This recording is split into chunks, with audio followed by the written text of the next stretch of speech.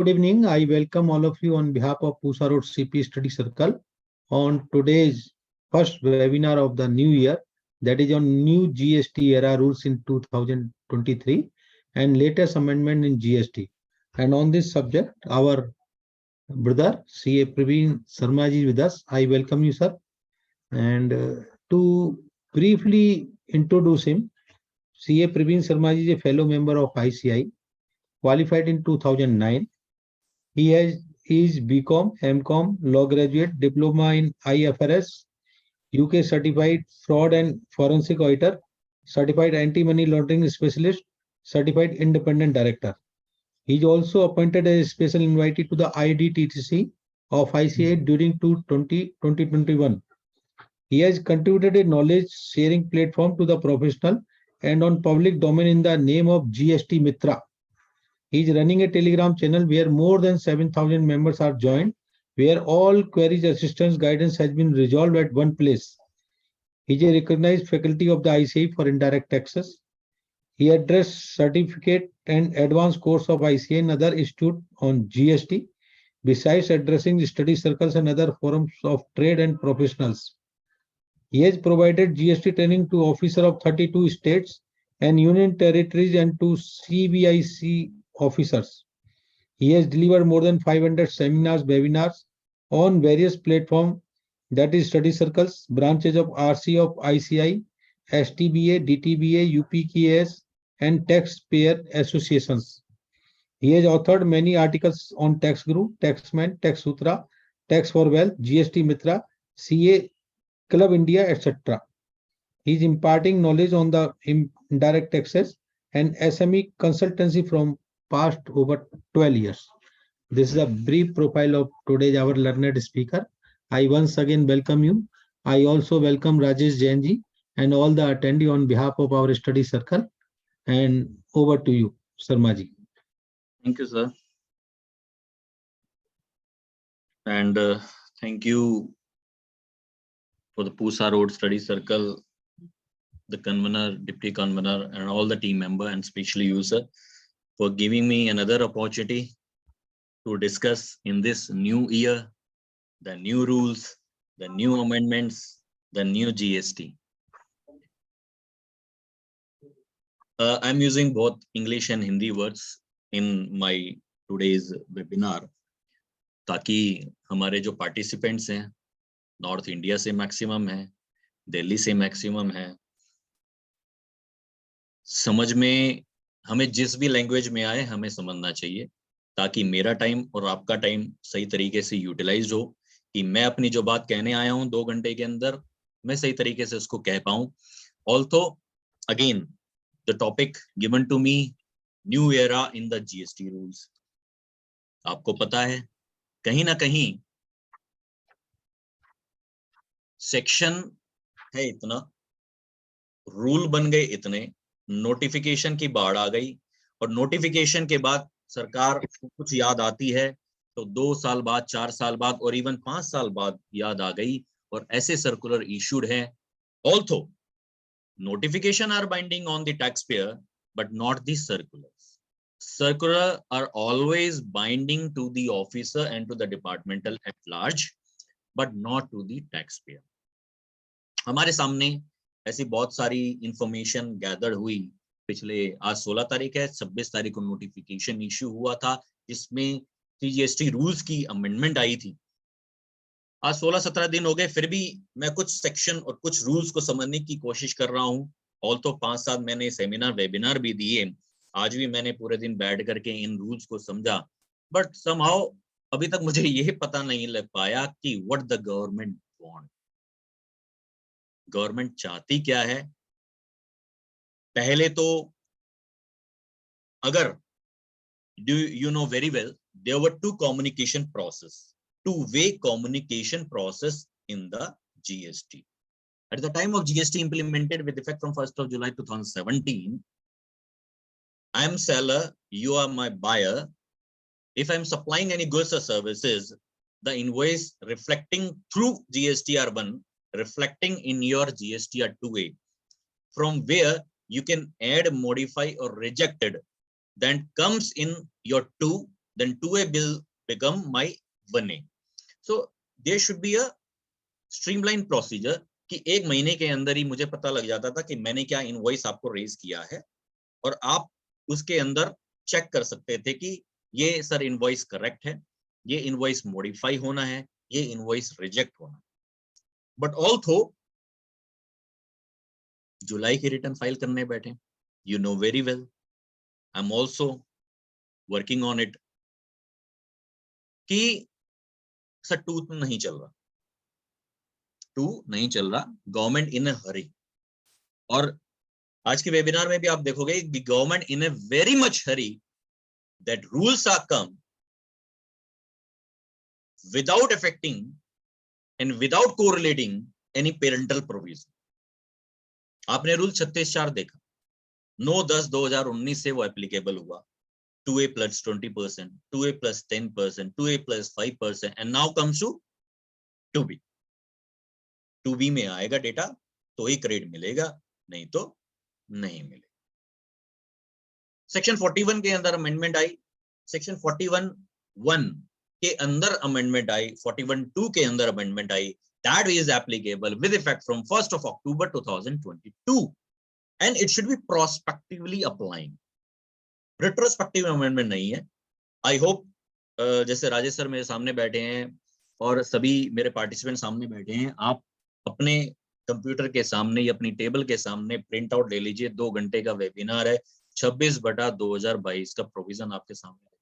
It's very very much easier to correlate the concepts. मैं था section 41(1) and section 41(2) के अंदर जो प्रोस्पेक्टिवली अमेंडमेंट आया with effect from 1st of October 2022, and that says कि you can avail the credit, right? ठीक है, मैंने टैक्स इनवॉइस के बेसिस पे क्रेडिट ले लिया, ठीक है. 41(2) कहता है अगर सप्लायर ने पेमेंट नहीं करी, you have to reverse the credit. ठीक है. 16(2) पे पहुंचते हैं. 16(2) की कंडीशन क्या है? मेरे पास टैक्स इनवॉइस होना चाहिए, right? There should be a supply of the goods and services.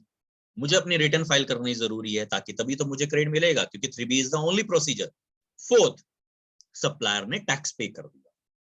फिर 16(2)BA आया, 16(2)AA आया. दैट सेज कि they should be communicated, the invoice should be communicated to the recipient. It means 2B. So 16(2) का provision ये कहता है कि supplier ने टैक्स पेड कर दिया तभी रेसिपिएंट को हम क्रेडिट देंगे.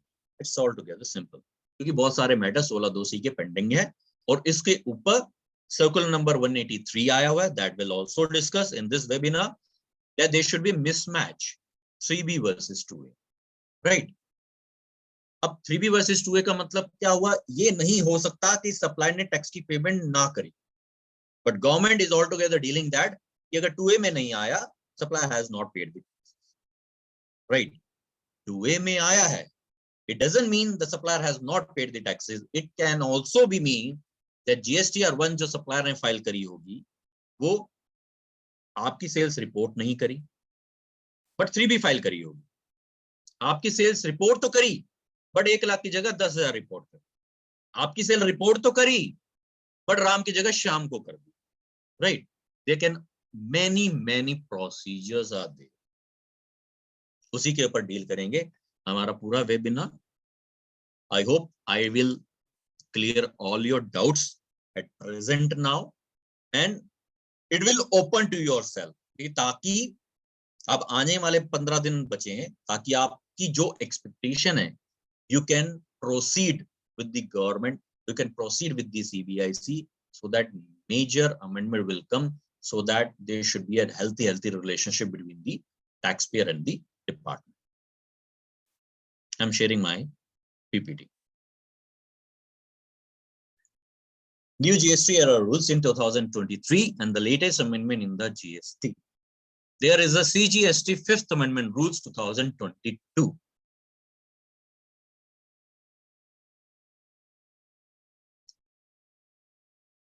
The agenda of the discussion are: there are amendment in the registration, new rules are come, ये बहुत समय से मांग थी कि देखिए रेसिपिएंट के ऊपर ज्यादा जोर था सरकार का, क्योंकि सप्लायर को मैं पकड़ नहीं सकता, है ना, सप्लायर को मैं पकड़ नहीं सकता, सप्लायर भाग गया, सप्लायर एब्सकॉन्ड हो गया, वगैरह वगैरह everything. There should be focus on the recipient part, focus on the recipient part. ITC आपको नहीं मिलेगा, आईटीसी आपको इतना मिलेगा, आईटीसी हम आपको नहीं देंगे, सप्लायर ने 3B फाइल नहीं करी, आईटीसी रिवर्सल करना पड़ेगा। सप्लायर के यहाँ इंक्वायरी हुई, इन्वेस्टिगेशन हुआ, डीजीजीआई की रेड हुई, तो पता लगा उसने आपको जो इनवॉइस इशू किया था without actual supplying of the goods और services, thereby denying credit to the recipient, right. तो इस तरीके के आपको रेसिपिएंट के ऊपर ज्यादा जोर दिया गया सरकार। This PPT will be shared to the Rajesh sir, then Rajesh sir will share to the participant. क्या होता था, रेसिपिएंट के ऊपर ज्यादा जोर अभी हमने देखा ना, अब सप्लायर के ऊपर ज्यादा यहाँ पे टाइटनेस दिखाई। What are these tightness? बहुत समय से मांग थी, बहुत समय से रिप्रेजेंटेशन थी कि दोनों तरफ से इंप्लीकेशन चलती थी, एलिगेशन चलती थी, सरकार दुहाई हो, क्रेडिट तो मैंने अपने सप्लायर के बेसिस पे लिया, उसके टैक्स इनवॉइस के बेसिस पे लिया, वो एक एग्जिस्टिंग बिजनेस रन करता था, फिर भी मैंने उसका क्रेडिट लिया, मैंने उसको टैक्स की पेमेंट करी, मैंने अपना लेजर एंड अकाउंट लगा दिया, मैंने अपने अकाउंट पे चेक्स लगा दिए, बट फिर भी denying credit to me, pick up that supplier, उसको पकड़ो, उसको पकड़ो, ही इज नॉट, वो नहीं मिलेगा। डिपार्टमेंट कहते हैं मुझे नहीं पता, मैं तो रिकवरी प्रोसीडिंग इनिशिएट करूंगी रेसिपिएंट के ऊपर, आपके ऊपर, आपने क्रेडिट लिया है, आपको वो क्रेडिट रिवर्सल करना पड़ेगा along with the interest subject to section 53 जो मेजर अमेंडमेंट आई थी 2021 और 2022 बजट के अंदर। बट ऑल्सो मुझे नहीं पता आईटीसी रिवर्सल आपने किया था, एक मेजर अमेंडमेंट हो रही थी सर्कुलर नंबर 171, आप लिखना शुरू कर सकते हो और नोट डाउन करना शुरू कर सकते हो। 171 के अंदर सर्कुलर में मेजर अमेंडमेंट आई थी सेक्शन 122 की पेनल्टी और पेनल्टी प्रोविजन से रिलेटेड, दैट सेज कि ए ने बी को माल बेचा, बी ने सी को माल बेचा, तो ए ने जो माल बी को बेचा without actually supplying of the goods और services, raising the invoice, a raising the invoice to the B without actual supplying of the goods or services, right? Now, is this is a supply? Question mark. Is this is a supply? आप चाहो तो अपने chat box में लिख yes, no, कुछ भी आप लिख सकते हो ताकि एक इंटरेक्शन बना हो सकता है। ए ने बी को माल बेचा, बी ने सी को माल बेचा, पहली ट्रांजैक्शन मैं रन कर रहा हूं, ए ने बी को बिल बेचा without actual supplying of the goods or services.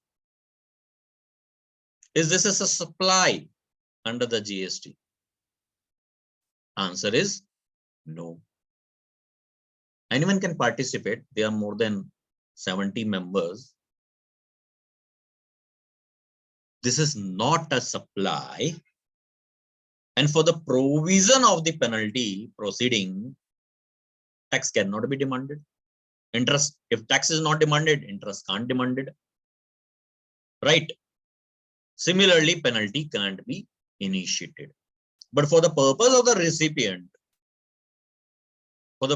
recipient, you have taken the credit, you have to reverse the credit, pay the taxes along with the interest. Yeah, from the date of the credit taken in your GSTR 3B, subject to the utilization of the credit ledger, along with the penalty, right? So there is a responsibility, obligation cast on the recipient. Now moving ahead,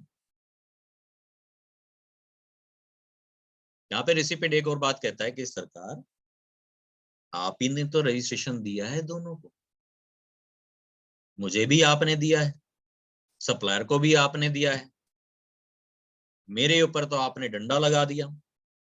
but what about the supplier part? आपने कुछ verification procedure अपनाया है? आपने उससे कोई recovery करी है? आपने मुझसे रिकवरी कर ली फॉर एग्जाम्पल, बाद में सप्लायर मिल गया, सप्लायर से भी रिकवरी कर ली। There is an article 265 of the Constitution of India. There should be authority by law. No tax can't be levied except by authority of the law. It means दोनों लोगों से आपने रिकवरी प्रोसीडिंग इनिशिएट कर ली, दोनों से ही आपने tax collect कर लिया। एक सप्लाई के ऊपर दो बार टैक्स, दो बार टैक्स।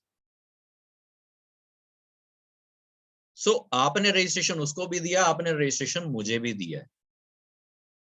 बट अब हम क्या करते हैं कि आपको पता है कि जीएसटी रजिस्ट्रेशन लेने के लिए मुझे पैन नंबर, ईमेल आईडी और मोबाइल नंबर चाहिए।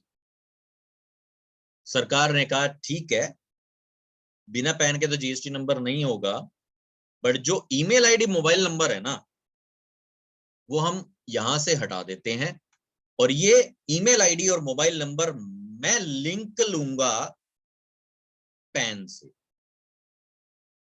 Also very very welcome step कि जो सीबीडीटी का जो डेटाबेस है, वहां पे जो पैन लिंक पे जो मोबाइल नंबर, ईमेल आईडी है, मैं वहां से उस डेटा को पिक कर लूंगा और उस ईमेल आईडी और मोबाइल नंबर पे मैं ओटीपी भेज दूंगा। देखिएगा, मैं थोड़ा आगे पहुंचता हूं। Application for registration rule number 8, क्या लिखा होता था इसमें? Before applying for registration declare his pan number, mobile number and the email address. Right, mobile number, email address को वहां से हटा दिया गया। Now the PAN shall be validated online on the common portal, verified through the database maintained by the CBDT, and also should be verified through the separate OTP sent to the mobile number and email address linked with the PAN number. यहाँ पे मुझे थोड़ी दिक्कत महसूस हुई इसको read करने में, फिर उसको प्रैक्टिकली अप्लाई करने में। Anyone you share some ideas and scenario कि ठीक है, पैन लिंक बेस्ड हो जाएगा, क्या ये आधार बेस्ड होगा या पैन पे जो mobile number, email ID registered होगा उस पे होगा? ऑल्सो अभी हमारे पास 17 दिन हो चुके हैं for this calendar year, January month में बैठे हैं, 26 तारीख को ये नोटिफिकेशन आया था, but also this type of procedure is not yet applied on the GST portal. अब दिक्कत ये है कि जो एक पैन है, उस पैन नंबर पे प्रवीण शर्मा ने अपना मोबाइल नंबर और ईमेल आईडी पुट कर दिया, राइट, बट आईटीआर वेरीफाई होगी through the Aadhaar based OTP, right. अब मैं जीएसटी पोर्टल पे आया, जीएसटी पोर्टल वाला क्या कहता है कि ओटीपी कहां जाएगा? जो पैन पे जो लिंक है मोबाइल नंबर और ईमेल आईडी, पैन पे कौन सा लिंक है? प्रवीण शर्मा का लिंक, क्या उस पे मोबाइल नंबर, ईमेल आईडी आएगा? इसका मतलब कहीं ना कहीं एम्बिग्युइटी है, कहीं ना कहीं कोरिलेशन नहीं है, या तो यहाँ पे ये लिखा जाए कि there should be Aadhaar based OTP, Aadhaar based OTP से ही रजिस्ट्रेशन होगा, आधार बेस्ड ओटीपी से ही रिटर्न फाइल होगी। That's my expectation from the government कि there should not be any fraudulent activity. मतलब एक रिक्शा वाला है, एक लेबर वाला है, एक मोमोज वाला है, एक समोसे वाला है, अगर उसके पैन पे कोई ईमेल आईडी, मोबाइल नंबर जो रजिस्टर्ड है, इट्स ओके, बट उसका रजिस्ट्रेशन तभी ग्रांट होगा जब उसके पैन पे जो लिंक आधार है उसके अंदर उसका जो मोबाइल नंबर है उस पे ओटीपी है। That can be the scenario fruitful for both the perspective. Next, there is a new rule 8(4)(a), नया रूल आया है। पीछे जो रूल था उसमें अमेंडमेंट थी, नया रूल 4(a) आया कि जो भी एप्लीकेशन फाइल होगी, इसको समराइज करते हुए, कि जो भी एप्लीकेशन फाइल होगी and who has opted for the authentication of the Aadhaar is verified on the common portal based on the data analytic and the risk parameter shall be followed by the biometric based Aadhaar authentication at any photograph of the applicant. It means कि जो applicant ने अपना registration के लिए जो application file करी है उसमें जो पैन और आधार की जो उसने फोटो लगाई है, अपलोडेड करी है, अब उसने आधार ऑथेंटिकेशन करा दिया, आधार ऑथेंटिकेशन होता है आज की डेट में, आधार ऑथेंटिकेशन करा दिया, उसके बाद उसको बायोमेट्रिक बेस्ड थंब इंप्रेशन लगाना पड़ेगा कि आप ही तो हो प्रवीण शर्मा या कोई और है। Second, taking photograph of the applicant, photo खींची जाएगी। क्या इतनी मैन पावर है? क्या इतना स्टाफ है? क्या कितने रजिस्ट्रेशन इंडिया में होते हैं डेली बेसिस पे, क्या उसको देखते हुए it is possible? Let's see. क्या मैं बिहार झारखंड से शुरू कर दूं इसको प्रोसीजर को? लेट्स सी कि सरकार इसको किस तरीके से लेके चल रही है। तो हमारे सामने चीजें क्या आ गई देखो, सप्लायर के ऊपर फोकस चल रहा है इस पूरे एनालिसिस के अंदर। पहले ओटीपी बेस्ड हुआ, अब आपने एप्लीकेशन फाइल करी, आपने जो पेपर डॉक्यूमेंट लगाया है आपके पास आएंगे, मशीन लेके आएंगे, थंब इंप्रेशन लगाएंगे, आपकी फोटो खींचेंगे। अब वेरीफाई कर दो कि जो डॉक्यूमेंट अपलोड किए हैं वो आप ही हो। किसी ने मुझे बोला कि सर सीए और सीएमए के ऑफिस में थंब इंप्रेशन की मशीन लगा दो, तो सीए की ऑब्लिगेशन कास्ट कर दो कि हाँ, जैसे हम डिन वेरीफाई करते हैं ना उस तरीके से कास्ट रिस्पॉन्सिबिलिटी कर दो। लेट्स सी कि फ्यूचर क्या डिसाइड करता है। Also very welcome step on the part of the supplier, along with the verification of the original copy of the document uploaded। जो आपने पैन अपलोड किया है, जो आपने आधार अपलोड किया है, किसी दूसरे का तो नहीं अपलोड कर दिया, आप ही का है ना, जरा उसकी ओरिजिनल कॉपी दिखाओ। चल रहा है ना, देखो प्रोसीजर किस तरीके से मोल्ड हो रहा है। तभी माना जाएगा डीम टू बी, बोल्ड और इटैलिक में बहुत बड़े बड़े फॉन्ट में लिखा हुआ है, the application shall be deem to be completed only after the said completion of the process। Biometric based कराना पड़ेगा, फोटोग्राफ आपकी खींचेगी, original copy of the document check किया जाएगा, तभी माना जाएगा कि आपकी एप्लीकेशन कंप्लीट हो चुकी। रूल 8 मॉडिफाई हुआ, रूल 8 के साथ रूल 9 मॉडिफाई हुआ ऑफिसर के लिए कि ऑफिसर उसको वेरीफाई करेगा, राइट। न्यू रूल पीछे क्या था, रूल 84A, ठीक है। अब आया new rule 84B thumb impression के। अब नोटिफिकेशन आ गया, अगर रूल 84A होता तो it means, what does it mean, इसको पैन इंडिया बेस्ड पे अप्लाई करना पड़ता प्रैक्टिकल। फिर एक नया रूल साथ में और लेके आया छोटा भाई कि देखो, सेंट्रल गवर्नमेंट चाहे तो on the recommendation of the council एक नोटिफिकेशन इश्यू करेगी कि ये जो प्रोविजन है ना 4A बायोमेट्रिक बेस्ड आधार ऑथेंटिकेशन, ये अप्लाई नहीं होगा उन स्टेट और यूनियन टेरिटरी। मतलब on the recommendation of the council सरकार एक नोटिफिकेशन लाएगी और बोलेगी कि इन स्टेट और यूनियन टेरिटरी के ऊपर रूल 84A नहीं लगेगा। फिर नोटिफिकेशन आता है, रूल 84A 84B नोटिफिकेशन 26/2022 में है। फिर एक और नोटिफिकेशन उसी दिन आता है 27/2022, दैट सेज कि हम इस प्रोसीजर को गुजरात से स्टार्ट करें। एक तरीके का पायलट प्रोजेक्ट होगा, गुजरात से हम स्टार्ट करेंगे। Also Gujarat has started, central officer has started, central jurisdiction started, state jurisdiction is yet to start the process. Let's see कि क्या आउटकम गुजरात से आते हैं और कैसे उसको प्रैक्टिकली डील किया जाता है in the future for other states और the union territory. I hope it clear. Rule 9 same procedure है कि प्रॉपर ऑफिसर वेरीफाई करेगा, आइडेंटिफाई करेगा, फिजिकल वेरिफिकेशन करेगा and similar provision is certain in rule 9(2) जहां पे आपको क्लैरिफिकेशन के लिए नोटिस इशू किया जाता है। It's all together. मैंने मेरा कंसेप्ट समझाना था कि बायोमेट्रिक बेस्ड एक नया इंफॉर्मेशन मेरे सामने आई है और ओटीपी बेस्ड आपको वेरिफिकेशन कराना। रूल 12 अगेन रजिस्ट्रेशन से रिलेटेड है, और तो कैंसिलेशन भी इसके अंदर मैं लेके चलूंगा कि 12(3) में लिखा हुआ है टीडीएस और टीसीएस मैटर से रिलेटेड, कि जो टीडीएस और टीसीएस ऑपरेटर होते हैं ना, अगर उनके ऊपर इंक्वायरी करी गई, प्रोसीडिंग इनिशिएट हो गई और हमें पता लगा, प्रॉपर ऑफिसर को कुछ उसके पास कुछ इंफॉर्मेशन गैदर है, then the officer cancel the registration. इतना प्रोविजन था। बट नॉर्मल टैक्स पेयर के ऊपर क्या प्रोविजन था?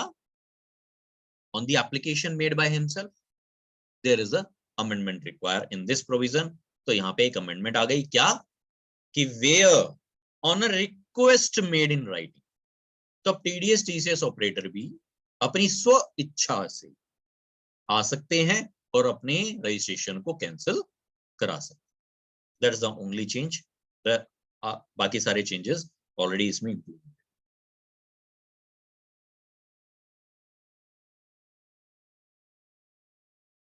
Now moving ahead to next provision, मैं सिक्वेंशियली सीरीज में चल रहा हूं, rule 8, rule 12, now moving to section 16 जो रूल 37 के बारे में कहेगा। अब थोड़ा सा टाइम लेंगे क्योंकि आईटीसी का रिलेटेड मैटर है और वो सभी को अफेक्ट करता है। सप्लायर ने इनवॉइस इश्यू किया along with supply of the goods or services, say 10 lakh of rupees, तो 1 लाख ले लो, 18% GST 18,000 to the recipient। तो सप्लायर ने अपने 1 में दिखाया, रेसिपिएंट के 2A में आया, अब तो 2B कहेंगे। रेसिपिएंट 16(2) का प्रोविजो के बारे में रीड कर रहा हूं, where the recipient fails to pay, payment जरूरी है या नहीं है? पेमेंट मेरी तरफ से जरूरी है और सप्लायर को भी टैक्स की पेमेंट जरूरी है। 16(2) में 4 जो कंडीशन है, साथ के साथ 5 जो कंडीशन है, उसमें ये लिखा हुआ था कि supplier has paid the taxes and the recipient has filed the return, then the credit being available to the recipient. फिर प्रोविजो इंसर्ट किया गया। अरे ऐसा भी तो हो सकता है कि अगर रेसिपिएंट ने टैक्स की पेमेंट नहीं करी सप्लायर को, तो उस केस में क्या होगा? उस केसेस में आपने पढ़ा हुआ है 180 डेज का मैटर होता है। जैसे ही 181 डेज क्रॉस हो गए तो 181 डेज पे जो टैक्स पीरियड की जो रिटर्न होगी, उस टैक्स पीरियड की रिटर्न के अंदर I have to reverse the credit, right, along with the interest subject to utilization of the credit ledger. Section 53 already amended in the Union Budget 2021 and the Union Budget 2022. मैं read करता हूं इस line को, फिर आगे हम इसको proceed करते हैं। Provided further that the first proviso to section 16(2) major section, that a recipient fails to pay to the supplier other than the supplies on which tax is payable under the reverse charge, the amount towards the value of supply 1 lakh रुपए along with the tax payable 18,000 रुपए within a period of 180 days from the date of the issue of the invoice by the supplier, an amount equal to ITC कितना 18,000 availed by the recipient shall be added to his output tax liability along with the interest thereof. जब ये provision था ना, ये provision कब था? 1 जुलाई 2017। जब ये प्रोविजन था तब जीएसटीआर 1, जीएसटीआर 2 एंड जीएसटीआर 3 हुआ करती। सरकार ने धीरे धीरे क्या कहा, सर आपको 1 करना है, 2 नहीं करना, 3 भी करना है। फिर ऑब्जेक्शन क्रिएट किए गए गुजरात हाई कोर्ट के अंदर, ऑनरेबल गुजरात हाई कोर्ट, भैया 3 रिटर्न ही नहीं है, 3 तो आप फाइल ही नहीं करा रहे, 3 तो वैलिड रिटर्न ही नहीं है। फिर क्या बोला सरकार, क्या ले आई? 3B is itself a 3B is a valid return, right? तो 1, 2, 3 का कंसेप्ट हिलाते हुए 1 को रखा और 3B को एज अ रिटर्न मॉडिफाई कर। बट इस सेक्शन के अंदर अमेंडमेंट ही नहीं लेके आया। इस सेक्शन के अंदर लिखा है shall be added to his output tax liability. जब भी आप जीएसटीआर 2 देखना, उसका जो पीडीएफ फॉर्मेट है, वहां पे एक स्पेसिफिक कॉलम आपको दिखाई देगा जीएसटीआर 2 का आउटपुट टैक्स लायबिलिटी के अंदर एड ऑन करना। अब वो तो नहीं है, अब वो तो नहीं है, इसका मतलब ये सेक्शन अभी प्रिवेल ही नहीं कर पा रहा लीगली। तो हम क्या किया करते थे, 3B के अंदर 4A5 के अंदर मैंने आईटीसी ले लिया, ध्यान से सुनिएगा, 4A5 के अंदर मैंने आईटीसी का ले लिया, आईटीसी अदर्स। फिर जब 181 डेज हो जाया करते थे, फिर उसको मैं क्या करता था, रिवर्सल करता था 4B2 के अंदर, अदर रिवर्सल के अंदर। किसी को याद आ रहा है? 4A5 के अंदर अदर आईटीसी एंड 4B2 के अंदर आईटीसी अदर रिवर्सल के अंदर मैं उसको रिवर्स कर देता। दैट्स द प्रोसीजर, और वो मेरी आउटपुट टैक्स लायबिलिटी में ऐड ऑन हो जाता, right. This is the provision. अब इसके अंदर क्या वो अमेंडमेंट और लेकर के आए। फिर बाद में एक और बात ये कहता था प्रोविजो कि recipient shall be entitled to avail of the credit of the ITC on the payment made by him of the amount of the value of the goods or services along with tax payment. It means 180 days cross हो जाते थे, मुझे ITC reversal करना पड़ता था along with the interest। फिर जब मैं पेमेंट करता था, फिर मैं उसका क्रेडिट ले लिया करता था। रूल 37 यही बात कहता है। उसकी लैंग्वेज प्लेन रीडिंग क्या कहती है, there is a reversal of ITC in case of non-payment of the consideration.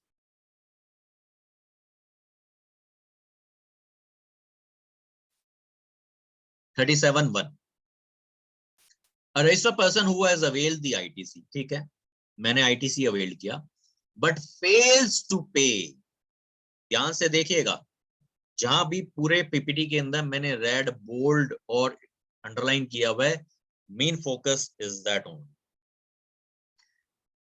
1,00,000 plus 18,000 का मैंने आपको इनवॉइस इश्यू किया, आपने मुझे पेमेंट कितने की करनी है, 1,18,000 रुपए, बट आपने मुझे पेमेंट 1,05,000 रुपए कर दी कि 13,000 मेरे पास कम है, 1,05,000 रुपए ले लो। पहले प्रोविजन क्या कहता था, कोई चैट बॉक्स में लिखना चाहेगा, पहले प्रोविजन क्या कहता था, recipient fails to pay within a period of 180 days, an amount equal to ITC availed shall be added to his output tax liability. It means 1,00,000 plus 18,000, 18,000 का क्रेडिट मैंने लिया, मैंने उसको पेमेंट नहीं करी 181 डेज पे, 180 डेज पे, 181 डेज पे मुझे क्या करना पड़ता था, उस 18,000 का रिवर्सल करना पड़ता था। ये एक डीमिंग फिक्शन था कि ठीक है, मैंने प्रोपोर्शनल बेसिस पे उसको अलाउ किया करता था, बट ऑल्सो यहाँ पे उन्होंने क्लेरिफाई यहाँ पे कर दिया, क्या, अगर मैंने 1,18,000 की जगह 1,05,000 दे दिया ना, तो मुझे पूरे 18,000 का क्रेडिट रिवर्सल करना पड़ता था as per the plain reading of the provision. Now they have changed the system. यहाँ पे लैंग्वेज के अंदर उन्होंने क्या लिखा है, वेदर होली और पार्टली।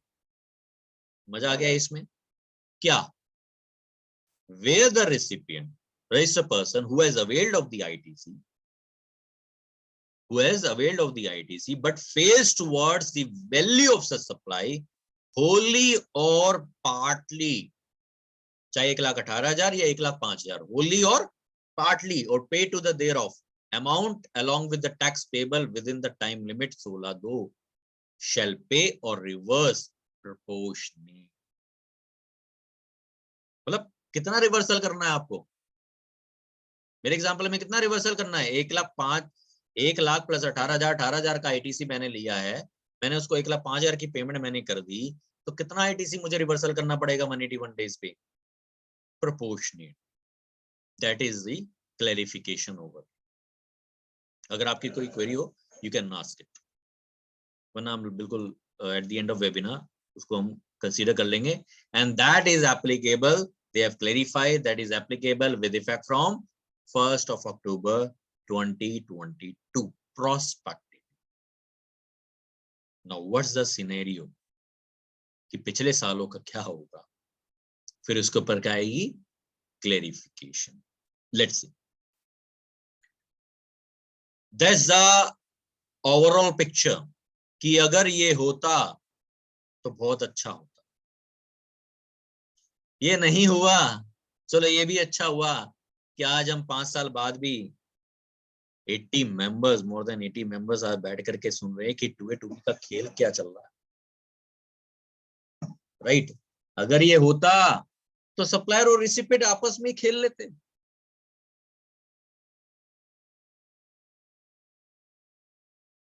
बट आज भी प्रोसीजर है, communication between the supplier and the recipient, there is a procedure under the user services mean. But also अगर ये प्रोसीजर होता, is the overall best procedure होता।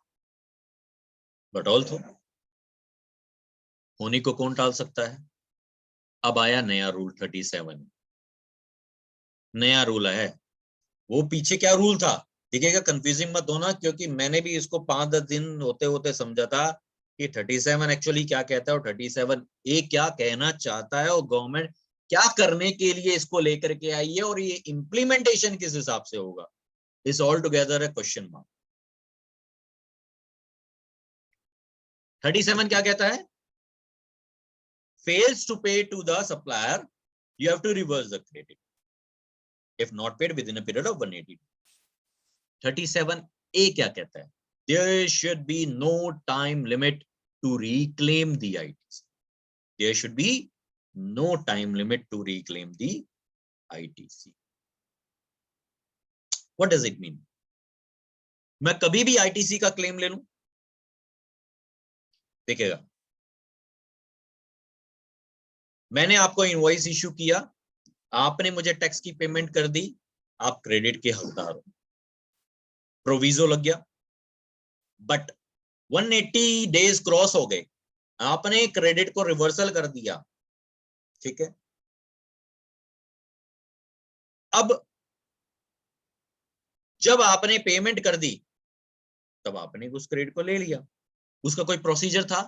उसका कोई ऐसा स्पेसिफिक प्रोसीजर नहीं था। जब भी आप पेमेंट कर दोगे आप उसका क्रेडिट ले लो, क्योंकि आपने रिवर्सल कर दिया, आपने टैक्स की पेमेंट नहीं करी थी, आपने रिवर्सल कर दिया, अब आपने टैक्स की पेमेंट कर दी, अब आप क्रेडिट को ले लो 4A5 के अंदर, राइट, ऑफ द GST या 3B। But this rule is something different, rule 37A, rule 37A। What are the issues? देखिएगा, मेरे साथ चलना क्योंकि आपको अच्छा लगेगा। What if 3B not filed by the supplier? What if 3B not filed by the supplier?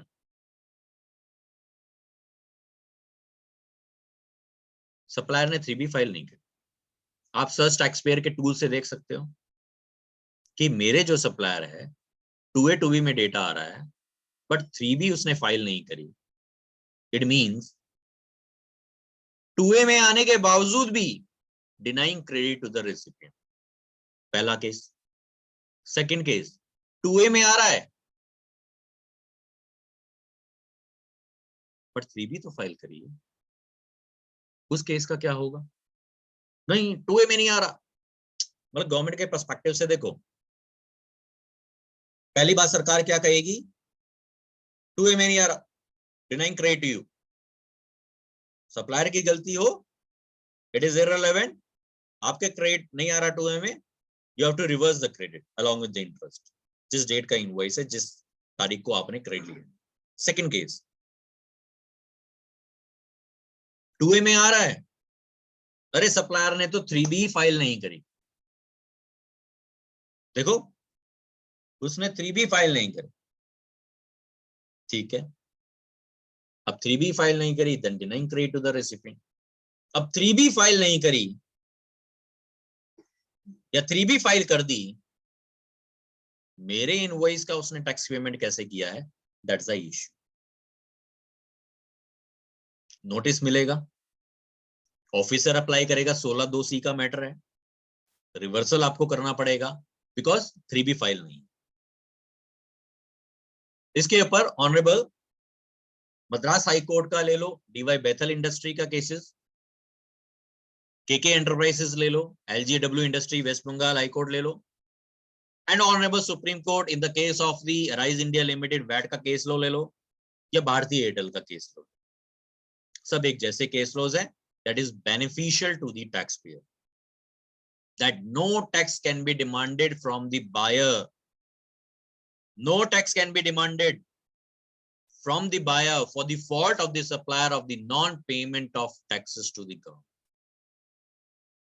मतलब supplier की गलती की वजह से सप्लायर ने टैक्स की पेमेंट नहीं करी, उसने अपनी 3B फाइल नहीं करी, then you have no right to collect the taxes from the buyer due to the fault of the supplier. It's altogether clear. But हमारे पास छोटे उद्योग हैं, एमएसएमई एंटरप्राइजेस हैं, किसी की इतनी वैल्यू नहीं है, किसी की इतनी वर्थीनेस नहीं है कि I have to file writ petition in the high court and take the benefit as taken in the DY Beathel Enterprises. But how to proceed? अगर सप्लायर होता है, if the supplier exist, then always recovery from it. If the supplier is not exist, then the recovery should be initiated against the buyer. This is a practical scenario. But Article 265 says that no tax shall be levied or collected except by authority of the law. मतलब अब क्या होगा? अब जरा देखना. Supplier नहीं मिलता, recipient को रिवर्स करना पड़ता अपना ITC. What if further supplier paid the taxes?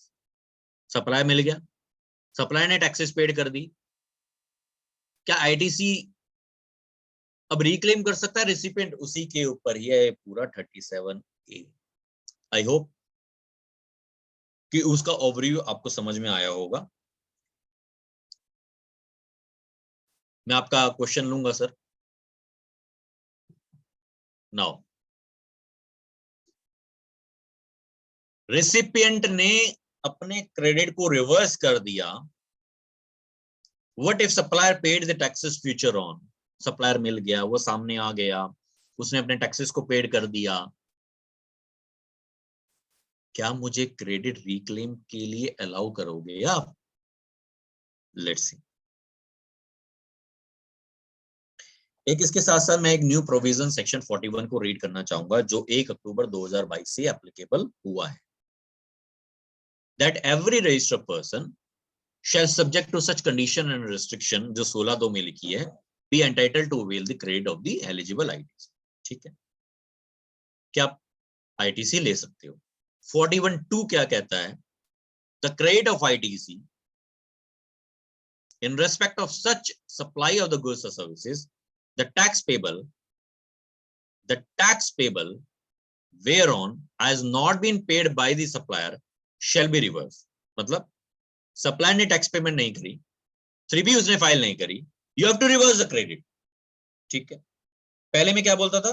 आप क्रेडिट के लिए हकदार हो subject to condition. Second case में क्या बोलता है कि you have to reverse the credit because supplier has not paid the taxes, supplier has not filed the GST or 3B. Provided further that where the supplier makes the payment, the registered person may re-avail the amount of the credit reverse. I hope it's clear picture कि पहले मैंने credit लिया, बाद में पता लगा supplier ने 3B file नहीं करी, मैंने अपने क्रेडिट को रिवर्स कर दिया, right, along with the interest. फिर सप्लायर ने अपनी टैक्सेस की पेमेंट कर दी, सप्लायर ने 3B फाइल कर दी, फिर मैंने उसको रिक्लेम कर दिया. This is the overall picture of section 41 जो अमेंड हुआ 1 अक्टूबर 2022 से. ध्यान से सुनिएगा, ये प्रोस्पेक्टिवली अप्लाई हुआ है, तो ये 6 मंथ के पीरियड पे ही लगेगा for this financial year. What about before 1 October 2022? It means कोई प्रोसीजर ही नहीं था, रिक्लेम करने का कोई प्रोसीजर ही नहीं था. Now this is prospectively apply. अगर प्रोसीजर ही नहीं था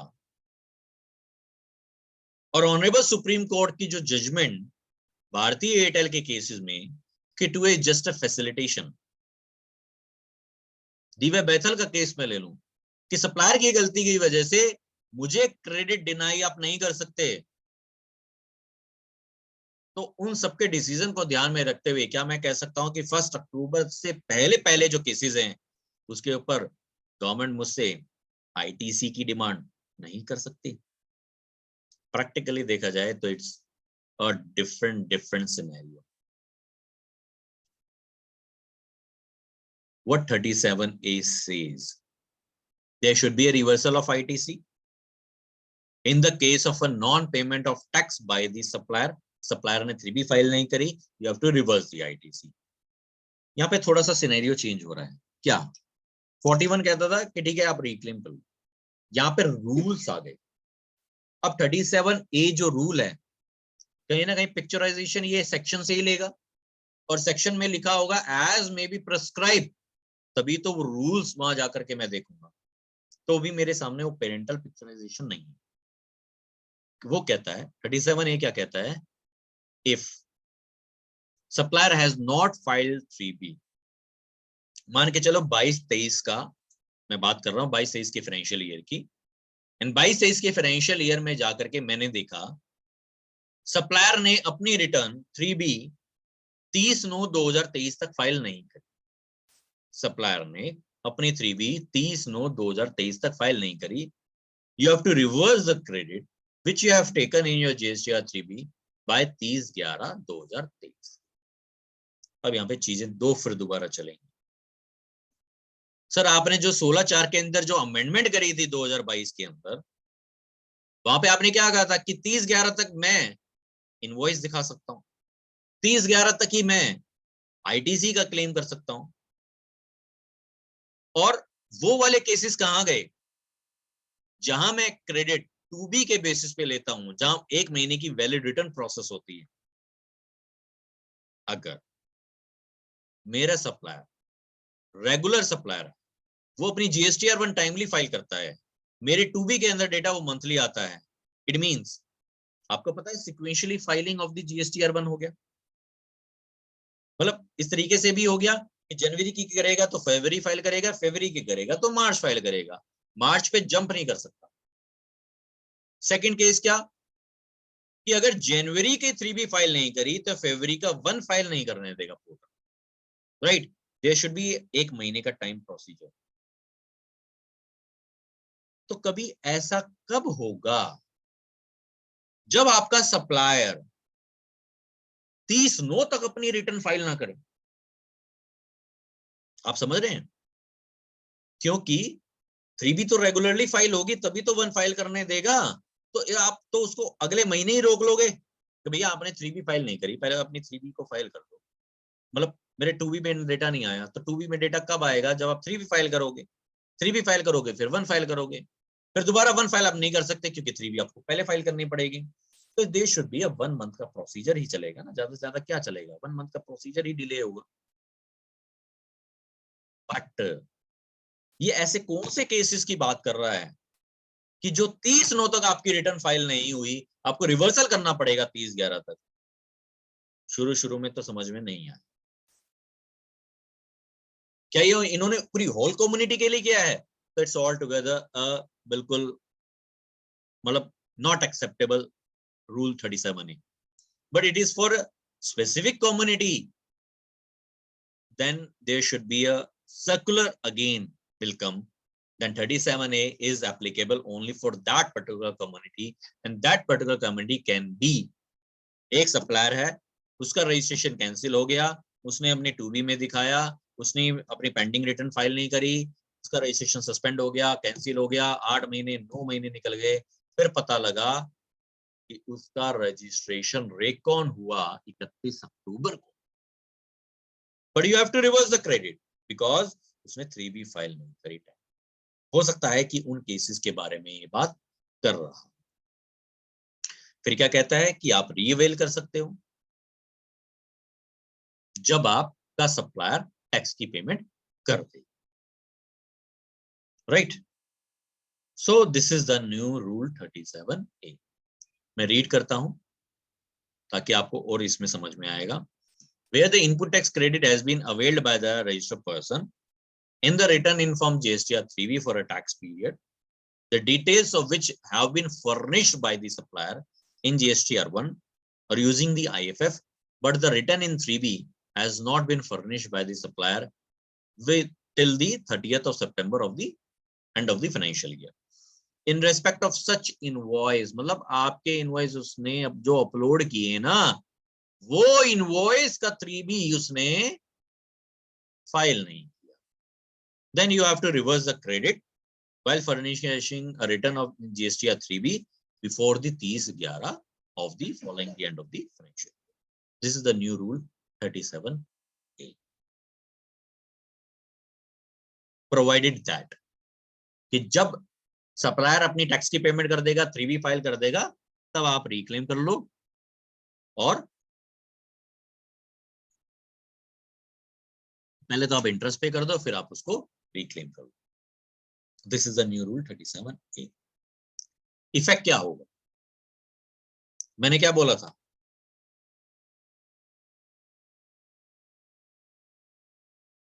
नया rule 37A, there is a no time limit to reclaim the ITC। 180 days वाला जो था रूल, वो 37 था। 37A आपको कहता है related to the where 3B is not filed by the supplier till 30/9/2000, जो भी 23-24 एक्सेट्रा। इफेक्ट क्या होगा? There is no immediate reversal. मतलब अब आपको क्या देखना है कि ये देखना है कि एक एक महीने नहीं देखना 3B को चेक करने के।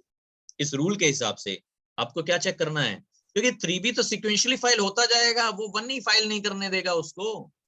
जब तक 3B फाइल नहीं होगी, पूरे साल का इकट्ठा आपको मैचिंग करनी है, पूरे साल की फाइनेंशियल ईयर की, कोई रिवर्सल रिक्वायर नहीं है। अब आपको देखना है 30/9 तारीख को, 30/9 तारीख पे देखना है कि कौन से ऐसे सप्लायर है जिनके क्रेडिट आपने इनवॉइस के बेसिस पे अपनी 3B में लिया है, उन सप्लायर की 3B 30/9 तक फाइल नहीं है। ये should be a enjoyment of interest. कोई रिवर्सल नहीं करना, कोई रिवर्सल नहीं करना। नाउ व्हाट अबाउट, अब देखना बहुत सारी चीजें यहाँ पे चलेगी। रिक्लेम अलाउ, जब सप्लायर अपनी 3B फाइल कर देगा तो रिक्लेम आपको मिल जाएगा। क्या होगा? सप्लायर अगर फाइल करेगा, मिसमैच होगा, तो क्या अप्लाई होगा? सेक्शन 38(2)B, जो यूनियन बजट 2022 में आ गया था और जिसकी एप्लीकेबिलिटी 1 अक्टूबर 2022 को बन गई थी, बट फिलहाल उसके अंदर अभी रूल्स में और अमेंडमेंट बाकी है। There should be no limitation of reclaim. कभी भी आप ITC को क्लेम कर सकते हो जब आपका सप्लायर टैक्स की पेमेंट कर देता। आपके सप्लायर का रजिस्ट्रेशन अगर सस्पेंड हो जाता है, obviously denying credit to you, table 8A of GSTR 9 के अंदर भी वो नहीं आएगा। Next, tax invoice. बहुत ही सिंपल है, ज्यादा टाइम नहीं लूंगा कि जो इलेक्ट्रॉनिक कॉमर्स ऑपरेटर के थ्रू जो मैं टैक्सेबल सप्लाई सर्विस देता हूं अनरजिस्टर्ड पर्सन को, तो अनरजिस्टर्ड पर्सन का नेम, उसका पता, along with the pin code, along with the name of the state to be mentioned on the tax। ये मेजर इसके अंदर थी। Now, one of the again most important rule 88C, नया rule है।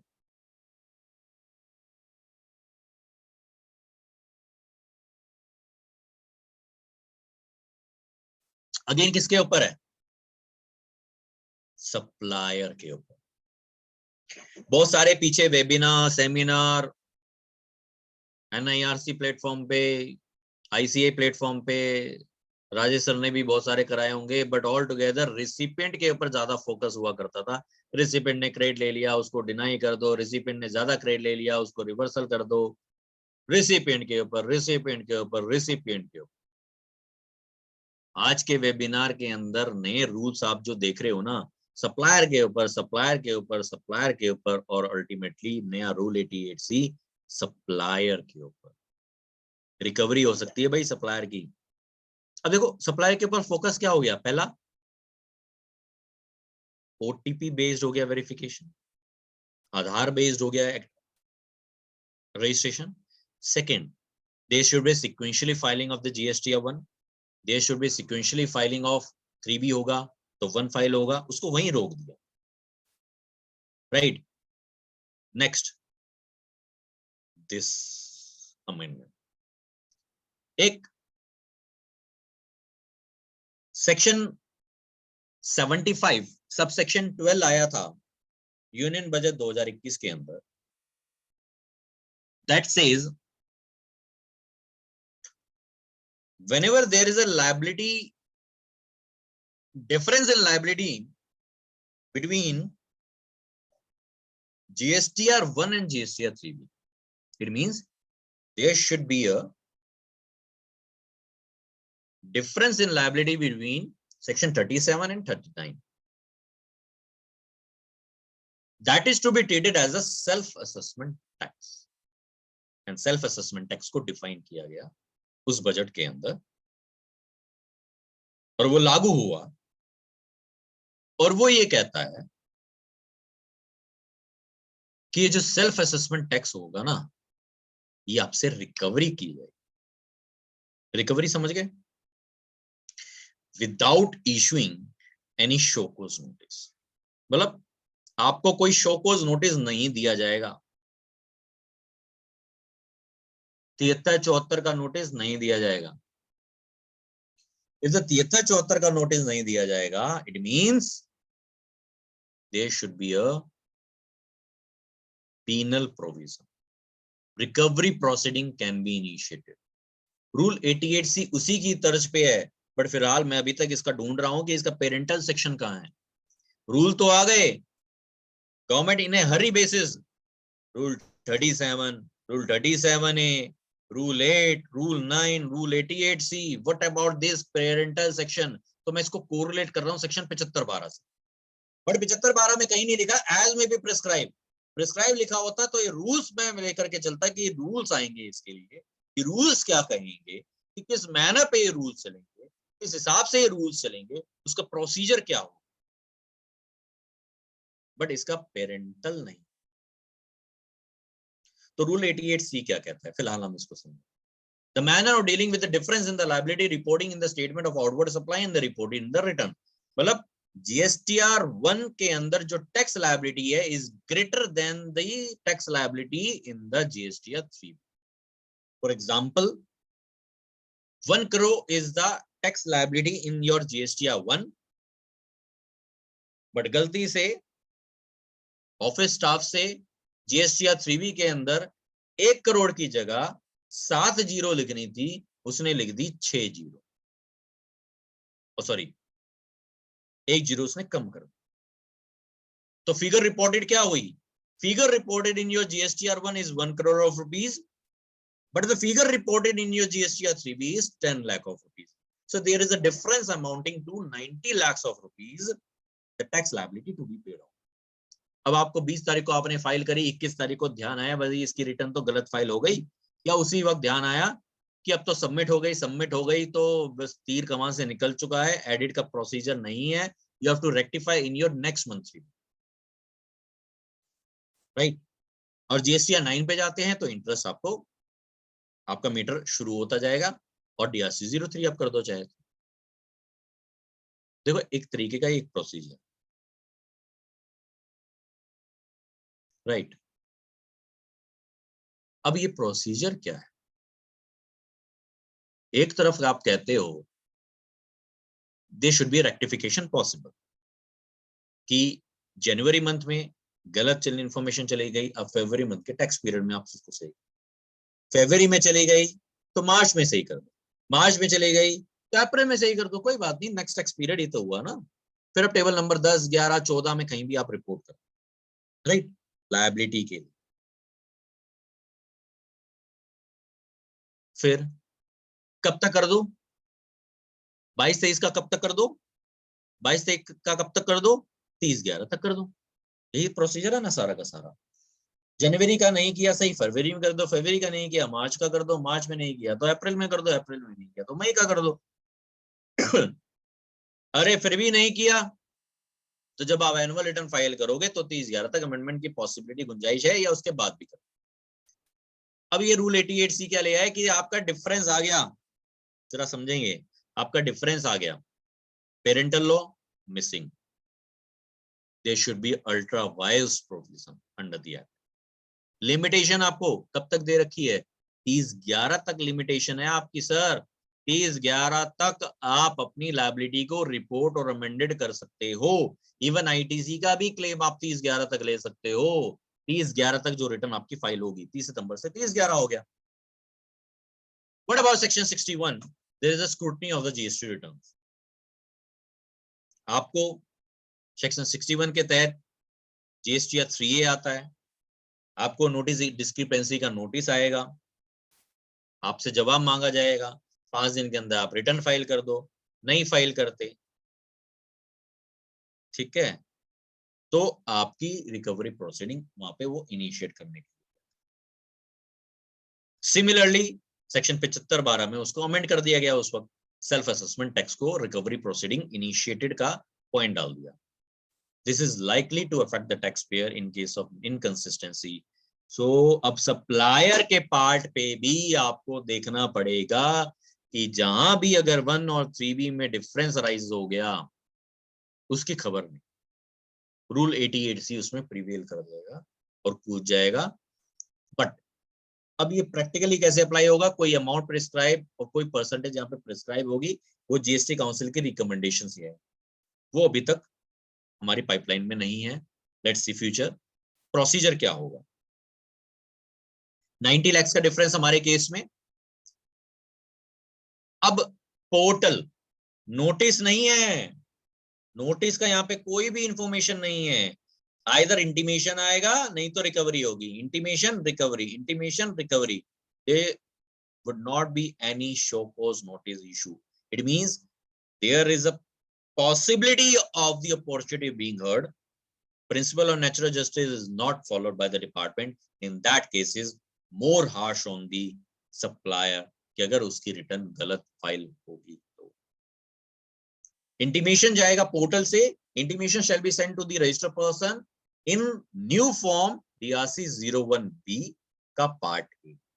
Let's say मैं portal हूं, मैंने देखा ना आपकी 90 लाख के डिफरेंसेस है, मैंने आपको DRC 01B भेजा, उसका पार्ट ए।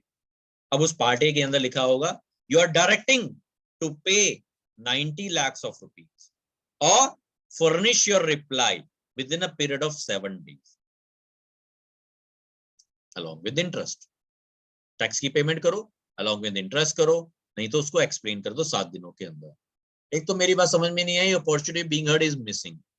सेकंड, 7 days का time is not sufficient enough to reply in a particular to particular case. You have to figure out the difference in each tax period, note it down in your file and proceed on. Explain within a period of 7 days.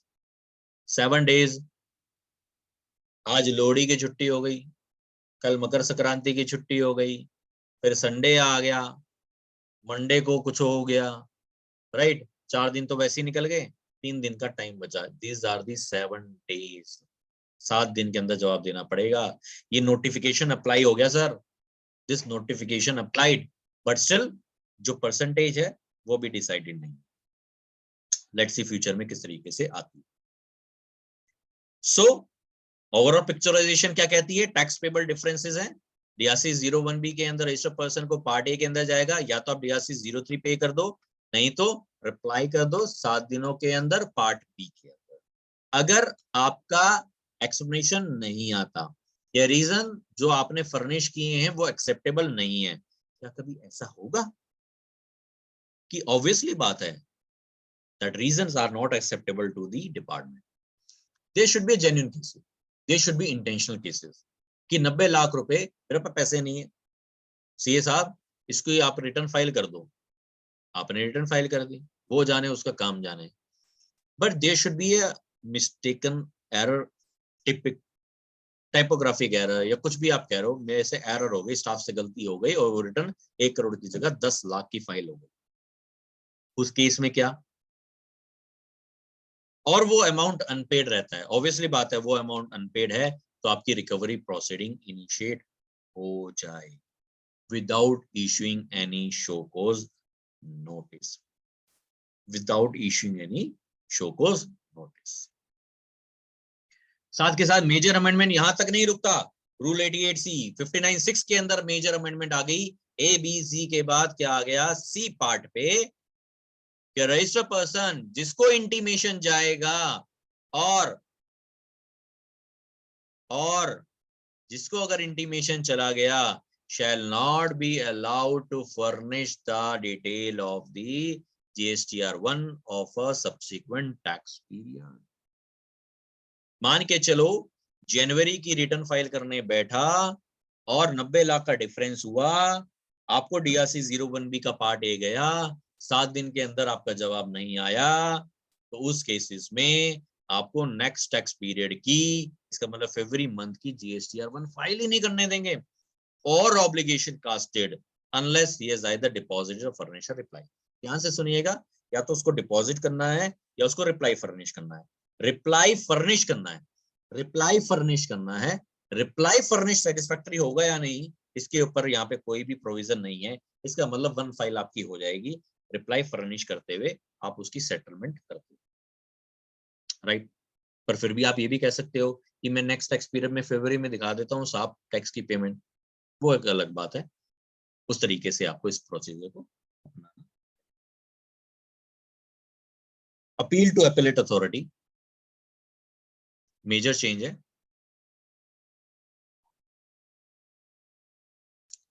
DRC 07 का आपको order portal पे मिला और आपने उसके against में appeal file करी APL 01 के अंदर। आपको क्या आता है? APL 02 आता है। तो इसका मतलब अगर डिसीजन और ऑर्डर जिसके अगेंस्ट आप अपील फाइल कर रहे हो वो पोर्टल पे अवेलेबल है, उसके अगेंस्ट आपने जैसे APL 01 फाइल किया, एक्नॉलेजमेंट आपको मिली, जिस तारीख पे आपको प्रोविजनल एक्नॉलेजमेंट मिली is the date of filing of the said appeal, right.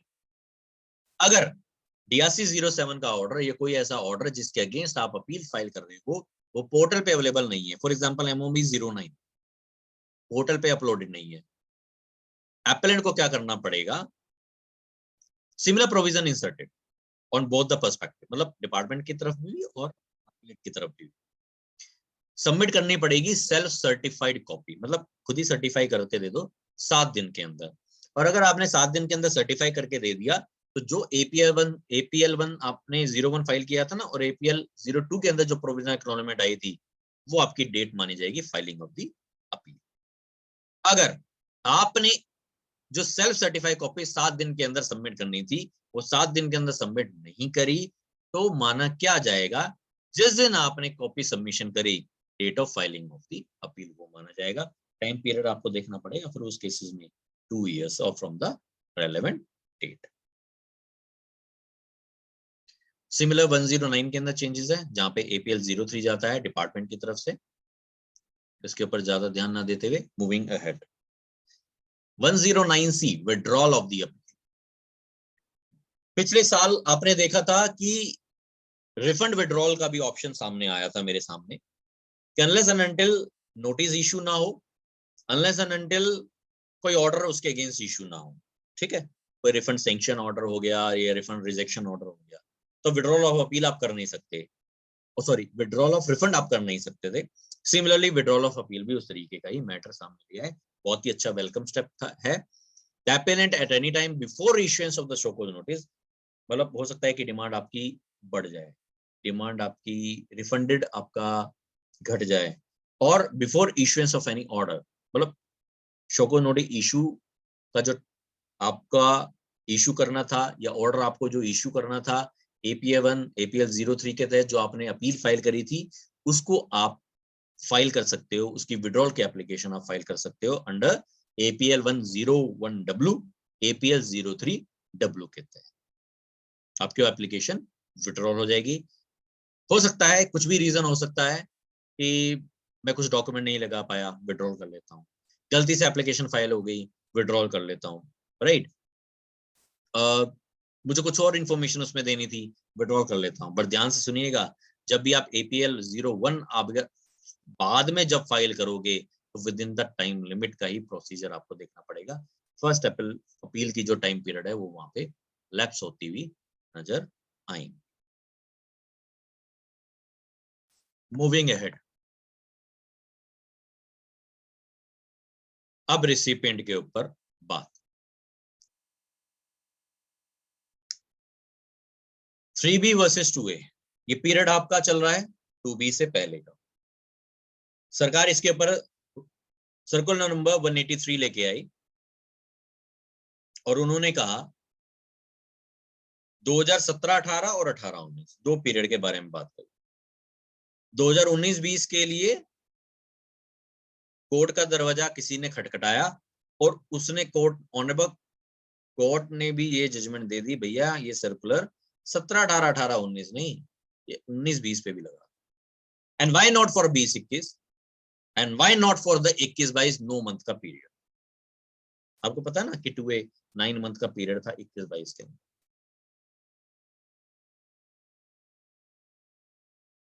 Three B versus 2A में मिसमैच है। तो ध्यान से सुनिएगा, पीछे केस में हम देख रहे थे 3B फाइल नहीं, 3B फाइल नहीं, 3B फाइल नहीं। इसका मतलब 1 फाइल है तो क्रेडिट आपको डिनाई है। बट क्या ऐसे भी तो केसेस होंगे जहां सामने वाले की 3B फाइल होगी और मेरे 2A के अंदर डेटा होगा, और मेरे 2A के अंदर सॉरी सामने वाले ने 3B फाइल करी होगी बट मेरे 2A के अंदर डेटा नहीं होगा, और मैंने इनवॉइस के बेसिस पे मेरी 3B के अंदर वो क्रेडिट ले लिया होगा। दो केसेस हैं। पहले केसेस हम क्या डील कर रहे थे, मैंने इनवॉइस लिया, उस इनवॉइस के बेसिस पे क्रेडिट लिया, 180 डेज क्रॉस कर दिया, 181 डेज पे मैंने क्रेडिट रिवर्सल कर दिया अलॉन्ग विद इंटरेस्ट। फिर मैंने जब पेमेंट कर दी प्रोपोर्शनेटली मुझे वो क्रेडिट रिक्लेम कर लिया। One of the case. Next case क्या हो सकता है, जब मेरे 2A के अंदर डेटा है, supplier has not filed 3B up to 30 सितंबर, मुझे क्रेडिट रिवर्सल करना पड़ेगा 30/11 तक। फिर जब सप्लायर अपनी 3B फाइल कर देगा, I have to reclaim the credit. Third case, ध्यान से सुनना, हमने शुरू में यही 3 केसेस डिस्कस किए। Third case, supplier has filed 3B but मेरे 2A में डेटा नहीं आ रहा। They can be the scenario, supplier ने अपनी 1 फाइल नहीं करी, सप्लायर ने अपनी 1 फाइल करी बट मेरी सेल को रिपोर्ट नहीं किया, सप्लायर ने अपनी 1 फाइल करी बट मेरी सेल इनवॉइस को, मुझे जो परचेज इनवॉइस मिली थी वो 1 लाख की जगह 10,000 कर दिया, या B2B की जगह B2C कर दिया, या B2B श्याम की जगह B2B शाम को कर दिया। ये can be the possible scenario. इन सभी के केसेस में ये सर्कुलर नंबर 183 लगता है। This clarification is only and only related to the 1718 and 1819 at present, where the supplier failed to furnish the correct detail in the GSTR1, although GSTR3B must file. तभी उसके ऊपर है circular, and it should be applicable only to the ongoing proceedings such as scrutiny, audit, investigation, DGGI, raid, etc., etc., etc. But it is not applicable on the completed proceeding. उसके against आपको appeal file करनी पड़ेगी। They can be the possible scenario, supplier failed to file, supplier filed but failed to report, supplier reported as a B2C and the supplier reported शाम की जगह राम को, but 3B must be filed. In 4 cases में 3B must be filed. अब सबसे पहले अब officer के पार्ट पे देखो, मैं आपका ऑफिसर, सरकार मेरे 2A में नहीं आ रहा, आप ऐसे कहोगे, बट सप्लायर ने 3B फाइल करी, मेरे 2A में नहीं आ रहा, बट सप्लायर ने 3B फाइल करी, कहीं ना कहीं उसने टैक्स पेमेंट किया होगा। अब मैं आपसे सबसे पहले लूंगा, भैया जो आपने अपनी 3B के अंदर जिस इनवॉइसेस के बेसिस पे आपने क्रेडिट लिया है उनको आप ले आओ, मैं उसको वेरीफाई करूंगा, सेक्शन 16(2) लगाऊंगा, सेक्शन 16(4) लगाऊंगा, 17 लगाऊंगा, 18 लगाऊंगा, राइट। उस टाइम तो रूल 36 था नहीं। बात कहां अटकेगी? जहां 16(2) का मैटर, ऑब्वियसली बात है 3B फाइल्ड है, उसके ऊपर ये सर्कुलर क्लेरिफाई करता है। तो ये सर्कुलर दो भागों में पड़ता है, जहां आपका 3B और 2A का डिफरेंस 5 लाख से ज्यादा है। 3B और 2A फाइनेंशियल ईयर वाइज, जहां आपका 3B और 2A का डिफरेंस 5 लाख से ज्यादा है, you have to take and submit the certificate from the practicing chartered accountant or the cost accountant certifying that these supply in respect of the said invoices have actually been made by the supplier to you, and the taxes on said supply has actually been paid by the supplier in their GSTR 3B. अब A का CA B, P का CA Q, A ने P को माल बेचा, P के ऊपर obligation cast, क्योंकि ए ने जो अपनी रिटर्न फाइल करी थी वो 1 सही नहीं फाइल करी, 3B फाइल करी। पी का जो आईटीसी का डिफरेंस है वो 10 लाख। अब ये पी क्या कहेगा? क्यू के पास जाएगा, अपने सीए के पास, कि साहब ये जो इनवॉइसेस के बेसिस पे मैंने जो क्रेडिट लिया है, जो डिफरेंसेस 5 लाख से ज्यादा के हैं, आप सर्टिफाई करके दे दो कि सप्लायर ने एक्चुअली में सप्लाई करी है और उसका टैक्स पेड किया हुआ है। वो एग्री कि पी का जो सीए क्यू है वो सर्टिफाई करके दे देगा कि ए ने सप्लाई करी है और उसका टैक्स पेड किया है। कौन इस बात से एग्री करेगा? Anyone can share message in the chat box. किसी का कोई इसमें question? Practically how to deal with in such cases? मुझे नहीं लगता कि कोई प्रैक्टिसिंग चार्टर्ड अकाउंटेंट और द कॉस्ट अकाउंटेंट डील करेगा, सर्टिफाई करेगा कि मेरे क्लाइंट का जो सप्लायर है उसने एक्चुअली सप्लाई करी है मेरे क्लाइंट को और टैक्सेस की पेमेंट करी। या तो उसका सीए करके देगा, उसका सीए और सीएमए करके देगा, वो भी कैसे करके देगा, ये एक बहुत ही बड़ा मतलब देखने वाला सिनेरियो उस केसेस में।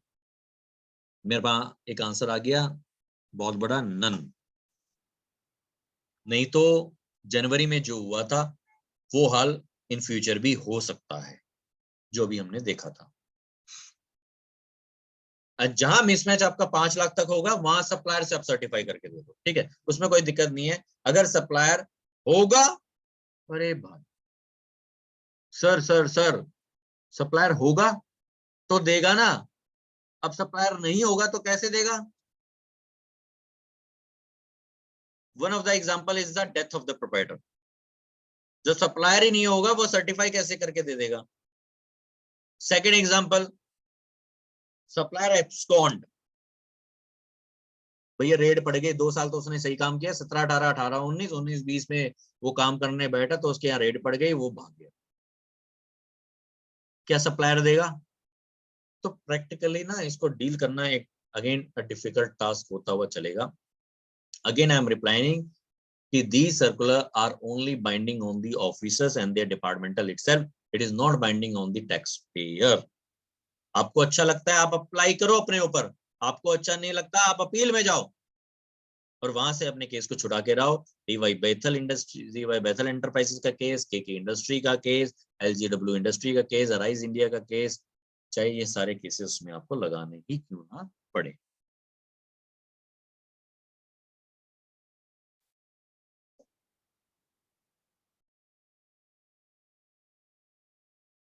अब आपका प्रोविजो 16(4) का कहता था कि 17-18 की ना एक अमेंडमेंट आई थी, आरओडी आया था, है ना, कोविड के आसपास आया था थोड़ा, कि आप मार्च 19 तक अपनी रिटर्न को फाइल कर सकते हो, ठीक है।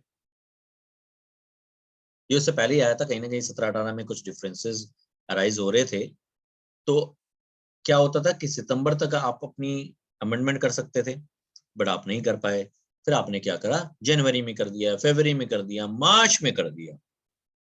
But this relaxation is not applicable for this period. 20-10-2018 से लेकर के 31 मार्च 2019 के पीरियड में ये रिलैक्सेशन अप्लाई नहीं करेगी।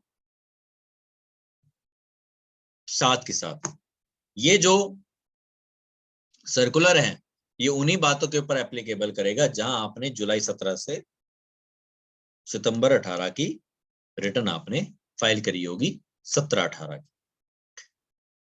जहां सप्लायर ने सितंबर 18 से मार्च 19 की रिटर्न को फाइल किया है, वहां पे ऊपर ये चीजें एप्लीकेबल नहीं होगी। ये सर्कुलर अप्लाई वही होगा जहां आपका बोनाफाइडी एरर है, कमिटेड इन रिपोर्टिंग 17-18 एंड 18-19। ये सर्कुलर वहां अप्लाई होगा जहां आपकी ऑनगोइंग प्रोसीडिंग चल रही है 17-18 और 18-19 की। I hope your doubt is clear. साथ के साथ ये उनके ऊपर एप्लीकेबल होगा जहां आपकी एडजुडिकेशन अपील प्रोसीडिंग पेंडिंग। क्या सर्कुलर नंबर 183 1920 के ऊपर एप्लीकेबल होगा? तो honourable Karnataka high court in the matter of the Wipro limited versus AC of the central tax Bengaluru dated 6 जनवरी 2023 को ये फाइल हुआ था application, and that says this benefit should be applicable or provided benefit of this circular to the financial year 1920 also. And why not for the 2021 and why not for the 21-22 for the period of the 9? एक देखने वाली बात है, we are expecting this from the finance ministry in the upcoming budget. मैं आऊंगा sir, आपके questions मेरे सामने ही है। Next circular is related to circular number 184। बहुत सा इसमें बस क्लैरिफाई किया है। मान के चलो कि एक्स पर्सन है जो वेस्ट बंगाल में है, उसे एक एक्सपोर्ट करना है वाई को। वाई जो है वो सिंगापुर के अंदर है, बट उसने सर्विस लेनी है कार्गो ऑपरेटर की जो जेड है। Z is registered in the West Bengal, मतलब इन द सेम स्टेट में एक्स और जेड रजिस्टर्ड है। जेड जब अपनी सप्लाई करेगा तो प्लेस ऑफ सप्लाई क्या होगी, और आईजीएसटी लगाएगा, सीजीएसटी लगाएगा, एसजीएसटी लगाएगा। तो supplier is in India, recipient is in India, transportation outside India, and the POS shall be the place of the destination of such goods. Right? तो ये एक एक्सेप्शन में है सेक्शन 12(8) के अंदर।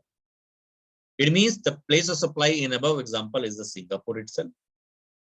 Z X को IGST चार्ज करेगा under section 7(5).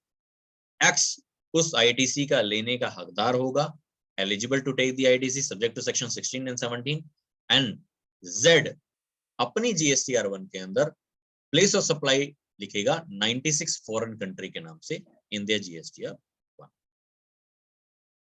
Circular number 185 most important है। क्या होता था, सेक्शन 73 में नोटिस कब तक आएगा, ऑर्डर कब तक पास होगा, सेक्शन 73 के अंदर 3 years from the due date of the annual return. Section 74 के अंदर 5 years from the due date of the annual return. Right? It means 2 years 9 month तक नोटिस इशू हो जाना चाहिए 73 के। बस होता क्या था कि डिपार्टमेंट कहीं ना कहीं सेक्शन 74 में ही नोटिस इशू करता है, by charge of the fraud, wilful misstatement, right, कि इसने टैक्स को इवेड किया है। बाद में पता लगता है सेक्शन 75(2) के अंदर कि कोई अपीलेट अथॉरिटी, कोई ट्राइब्यूनल तो है नहीं, और द कोर्ट कंक्लूड करता है कि जो सेक्शन 74 में जो नोटिस इशू किया था, है ना, 5 साल का टाइम पीरियड है, is not sustainable due to the reason that the fraud is not established. अब फ्रॉड एस्टेब्लिश नहीं होगा तो नोटिस इशू कितने टाइम पीरियड के अंदर होना चाहिए था, सेक्शन 73 में जाऊंगा तो प्रॉपर ऑफिसर को रीडिटरमिन करना पड़ेगा कि as notice issue under section 73। फिर क्या होता था, दो केस होंगे, या तो 2 years 9 month क्रॉस हो जाएंगे या 2 years 9 month के अंदर वो नोटिस इशू हुआ होगा। तो अब 73(10) क्या कहता है कि या तो ऑलरेडी ओवर हो गया होगा। 75(3) कहता है कि जब भी ऑर्डर पास होगा कोई अपीलेट अथॉरिटी या कोर्ट, तो आपको 2 साल तक कम्युनिकेशन देना पड़ेगा टैक्स पेयर। ठीक है, मैंने अब देखा 2 years रेकॉन मैंने किया from the date of communication, होता क्या होगा, मैं मान के चलूंगा कि सेक्शन 74 में जो मैंने नोटिस इश्यू किया था वो deem to be a notice issue under section 73। It means show cause notice कब तक इश्यू होगा, 2 years 9 month तक। The show cause notice issued under section 74 2 years 9 month को क्रॉस कर देता है, then the entire proceeding shall be dropped, being hit by the limitation of the time। मतलब time period आपका निकल गया, अब 73 में आप नोटिस इशू नहीं कर सकते। और जो भी नोटिस आपने 74 के अंदर इशू किया था वो 2 years 9 month तक इशू किया था, then the entire amount of the said demand would be covered under the 73 के अंदर समा जाएगी। अब 1 साल का नोटिस 73 के अंदर फॉल करता है और 1 साल का नोटिस 73 को क्रॉस कर देता है। तो जिस भी साल का 73 के अंदर 2 years 9 month के अंदर फॉल कर जाएगा वो प्रोसीडिंग इनिशिएट हो जाएगी, जहां 2 years 9 month क्रॉस हो जाएगा वहां proceeding drop. This is the overall बहुत अच्छा welcome circular. 187 statutory dues under the IBC for the finalized proceeding। क्या होता था कि CIRP का प्रोसीजर चल रहा है और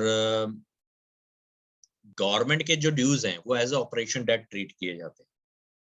बाद में पता लगा कि जब प्रोसीडिंग इनिशिएट हो गई उस केसेस में या तो कोई डिमांड ही नहीं निकलती, मतलब कोई ड्यूज ही नहीं निकलती, या वो ड्यूज कम हो जाती हैं।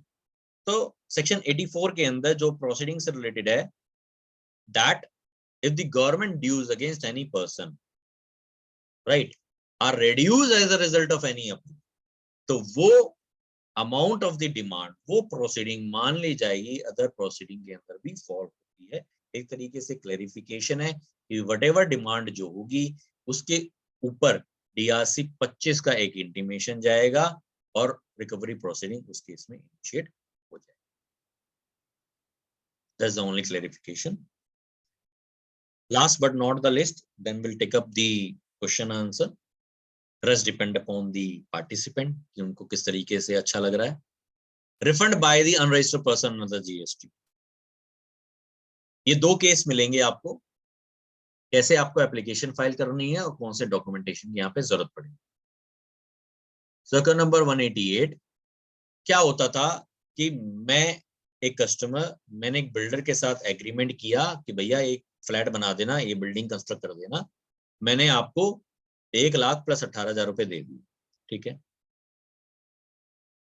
अब क्या होता था फ्यूचर में वो कॉन्ट्रैक्ट टर्मिनेट हो जाता है, कैंसिल हो जाता है क्योंकि नन कंप्लीशन हो गया, डिले इन कंस्ट्रक्शन एक्टिविटी हो गया, मैंने कोर्ट का दरवाजा खटखटाया, कोर्ट ने कहा कि इनको कॉम्पेंसेशन दो।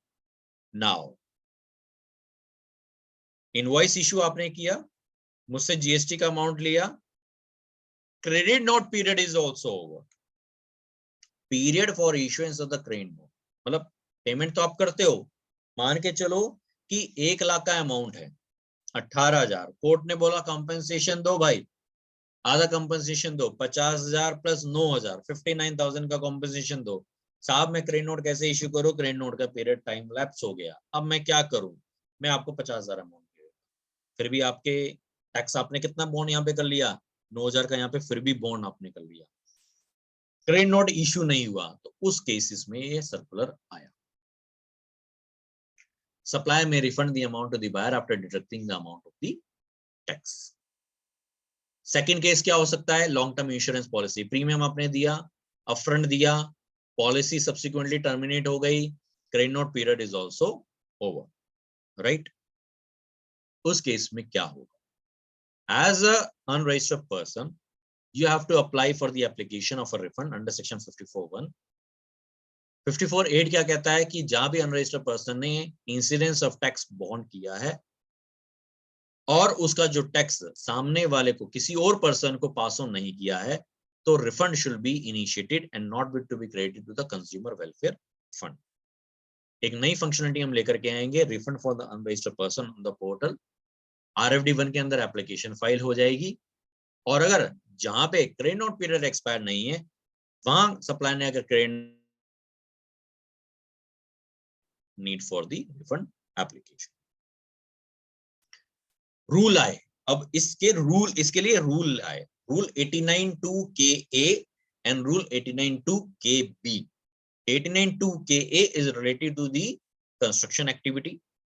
Statement number 8 लिख लीजिए, also PPT will be shared. Statement number 8 containing the detail of the invoices, मतलब इनवॉइस का अमाउंट, इनवॉइस की डिटेल, इनवॉइस टैक्सेबल वैल्यू वगैरह वगैरह, जितने भी जो सारी डिटेल होती है वो रिफंड के लिए जो आपको अप्लाई करना है, वो एक स्टेटमेंट नंबर 8 है। एक टेम्पलेट है, उस टेम्पलेट को आपको फिल करना है, कॉपी ऑफ इनवॉइस लगानी है, जो आपने पेमेंट करी थी उसका प्रूफ लगाना है, कॉपी ऑफ एग्रीमेंट लगाना है, and later issued by the supplier की कॉन्ट्रैक्ट टर्मिनेट, वो वहां पे लगाते हैं। 89(2)(KB) में भी यही है, certificate issued by the supplier that he has paid the taxes, उसने टैक्सेस को पे किया है, which is refund is claimed by the unregistered person. He has not adjusted the tax amount through their credit note. He has not claimed and will not claim for the refund. ये कौन देगा? Builder और the insurance company. Builder और insurance company क्या देगी? अपने invoice की copy देगी, टर्मिनेशन का कॉन्ट्रैक्ट देगी, सर्टिफिकेट इशू करेगी कि कॉन्ट्रैक्ट टर्मिनेट भी हो गया, सर्टिफिकेट इशू करेगी कि उसने दिया है, सर्टिफिकेट इशू करेगी कि उसने टैक्स की पेमेंट करी है, क्रेडिट नोट के साथ एडजस्टमेंट नहीं किया, और वो रिफंड भी क्लेम नहीं करे। अब ठीक है, ये तो हो गया। प्रोसीजर क्या होगा? अनरजिस्टर्ड पर्सन एक टेम्पररी रजिस्ट्रेशन लेगा अपने पैन पे, आधार ऑथेंटिकेशन करेगा, जिस स्टेट में उसका सप्लायर रजिस्टर्ड होगा उसी स्टेट में जाकर के आपको रजिस्ट्रेशन अप्लाई करना पड़ेगा। मान लीजिए मैं बैठा हूं दिल्ली के अंदर, कोलकाता के अंदर मैंने एक प्रॉपर्टी कंस्ट्रक्ट करी, टर्मिनेट वहां पे हुई, मुझे टेम्पररी रजिस्ट्रेशन लेना पड़ेगा वेस्ट बंगाल स्टेट के अंदर। मान के चलो सेकंड प्रॉपर्टी मैंने ली महाराष्ट्र पुणे के अंदर, सेकंड एप्लीकेशन में लगाऊंगा महाराष्ट्र पुणे के अंदर, क्योंकि मेरा वो सप्लायर, वो बिल्डर, वो कंस्ट्रक्शन बिल्डर रजिस्टर्ड है महाराष्ट्र पुणे के अंदर, तो सेपरेट एप्लीकेशन डील करेगी, अपनी बैंक अकाउंट डिटेल करेगा, दूंगा जो मेरे पैन पे रजिस्टर्ड होगा, क्योंकि उसी में रिफंड आएगा। जैसे इनकम टैक्स का जो प्रोसीजर होता है, RFD1 फाइल करूंगा, स्टेटमेंट नंबर 8 लगाऊंगा PDF फॉर्मेट के अंदर, सर्टेड जो सप्लायर ने मुझे दिया है, और जो भी document in support of your claim आप लगाना चाहते हो, सेपरेट एप्लीकेशन लगेगी। मुद्दा उठता है रेलेवेंट डेट क्या होगी? रेलेवेंट डेट अंडर सेक्शन 51(1) ये कहता है from the date of the supply of the goods और सर्विसेज। जहां भी बिल ऑफ एंट्री आपने करी है, जहां भी डेट ऑफ इनवॉइस है, वहां से आप 2 साल रिकॉन कर लो।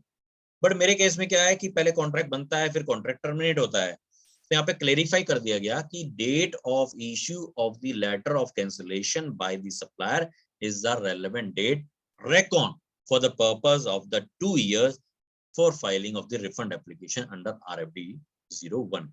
मिनिमम रिफंड आपका 1000 या उससे ज्यादा का होना चाहिए। सेम प्रोसीजर अडॉप्ट करेगा प्रॉपर ऑफिसर, RFD2 दे, 3 दे, राइट, डेफिशिएंसी मेमो दे, RFD6 में सैंक्शनिंग ऑर्डर दे, फिर RFD5 में पेमेंट एडवांस। उस केस में क्या होगा? If the amount paid back by the supplier to the unregistered person is less than the amount paid by such unregistered person to the supplier, तो proportionate basis पे मैं अपनी रिफंड एप्लीकेशन को मूव कर सकता हूं, राइट। कुछ form के अंदर चेंजेस हैं, जैसे REG 01 के अंदर क्या चेंजेस आया होगा, लेट अस डिस्कस, क्योंकि मैं आपको उसके बाद मैं आपके क्वेश्चन आंसर को फ्रेम कर लूंगा। REG 01 के अंदर सर चेंजेस आए हैं, OTP based, mobile number, email ID वगैरह, ठीक है। REG 17 कैंसिलेशन की एप्लीकेशन जो भी हमने देखी, उसके अंदर बहुत सारे पॉइंट्स वहां पे आए हैं, ठीक है, कि है reason for the cancellation. REG 19 depending upon the order.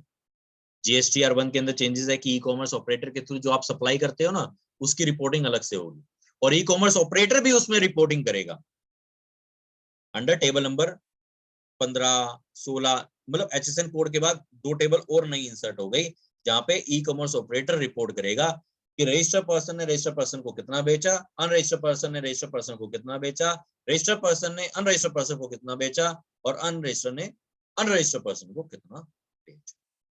ये नई टेबल इंसर्ट हुई है GSTR 1 के। स्टेटमेंट नंबर 8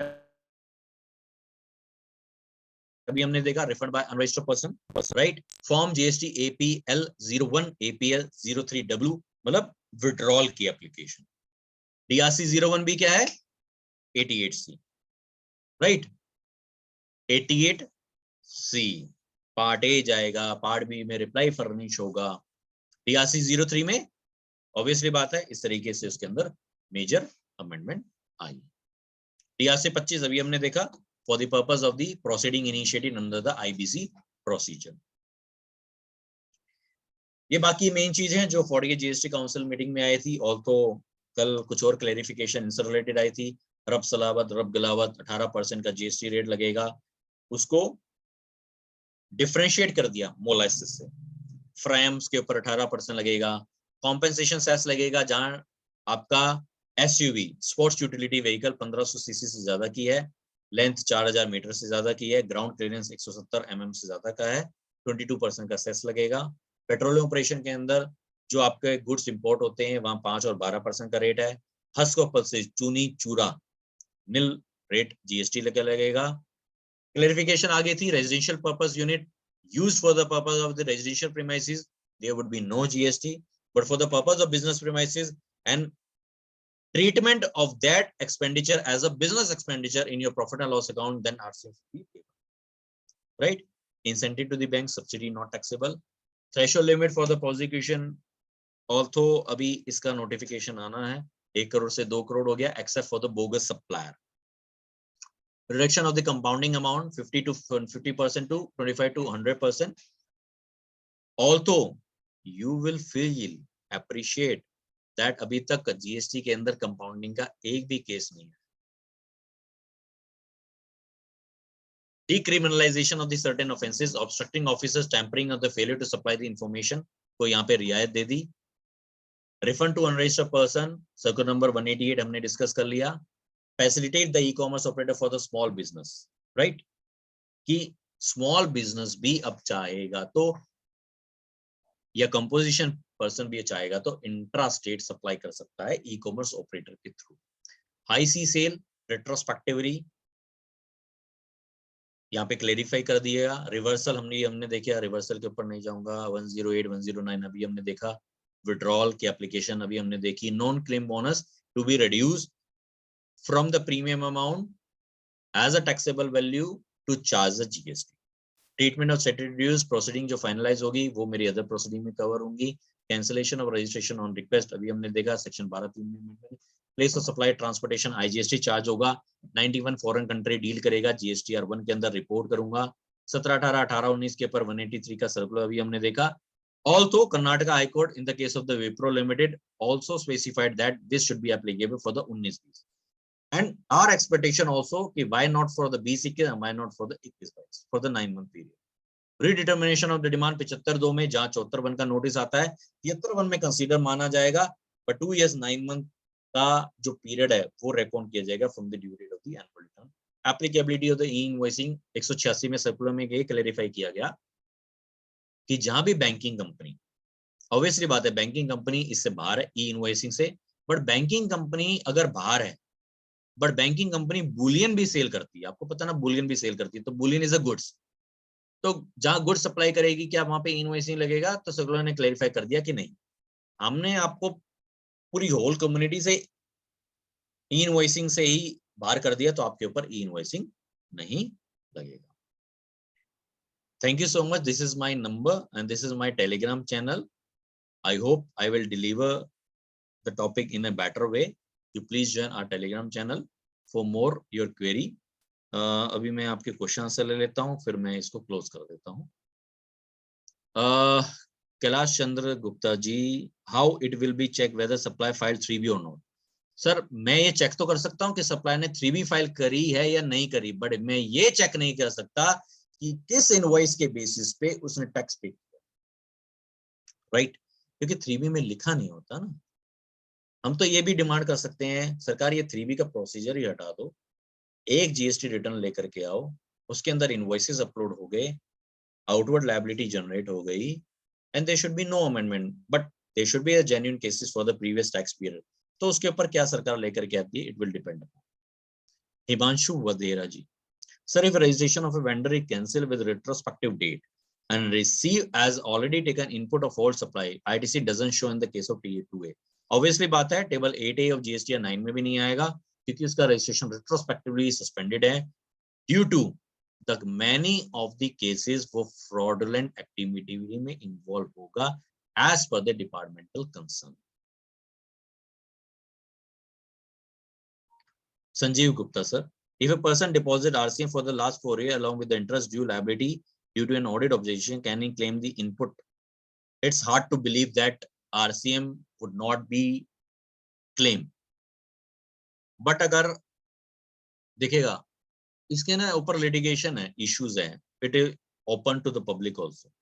Let's see कि उसमें गवर्नमेंट क्या पर्सपेक्टिव लेकर के आती है। पवन गुलाटी जी, claimed refund with payment of tax on zero rated supply against advance license restricted by 9610 receive notice should we pay the same with interest or claim refund or excess payment of any other procedure. So it's a detailed procedure. You can text me, then we'll discuss on later क्योंकि इसके अंदर बहुत सारी ambiguity है, बहुत सारी चीजें यहाँ पे चेक करनी पड़ेंगी।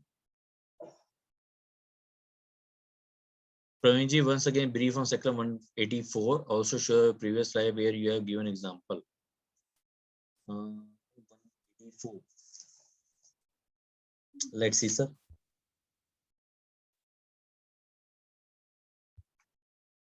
One minute.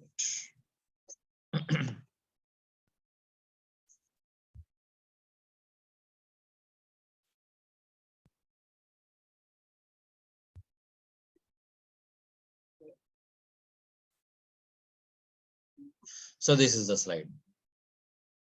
We will share in PPT will be shared to Rajesh sir.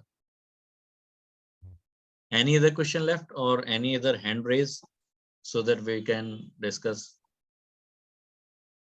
And your inputs and your feedbacks are required for any other improvement or any other thing which I have missing in this webinar.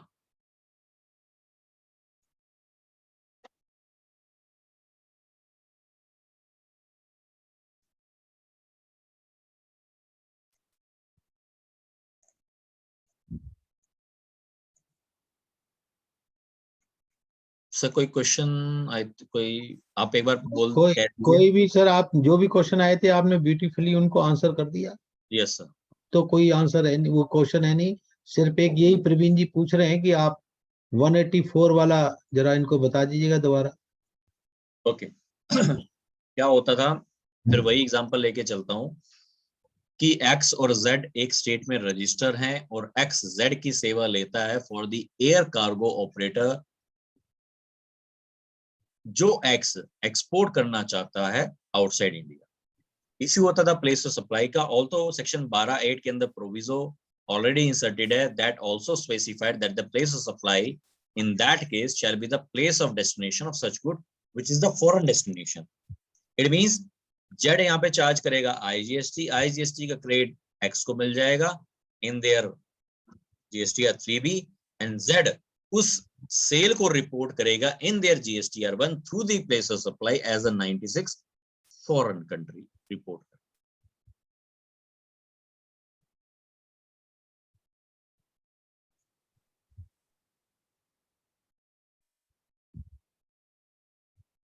Ji sir, हो गया। जी sir इतना ही है sir. एक एक अपने कैलाश चंद गुप्ता जी हैं जो कि इन्होंने जी हैंड रेज किया है। जी मैं रिक्वेस्ट करूंगा, please ask your question Kailash ji. मैंने आप अनम्यूट करके बोलिएगा, म्यूटेड है आप, अनम्यूट कीजिएगा। आपने हैंड रेज कर रखा है कैलाश जी, आप प्लीज आस्क योर क्वेश्चन।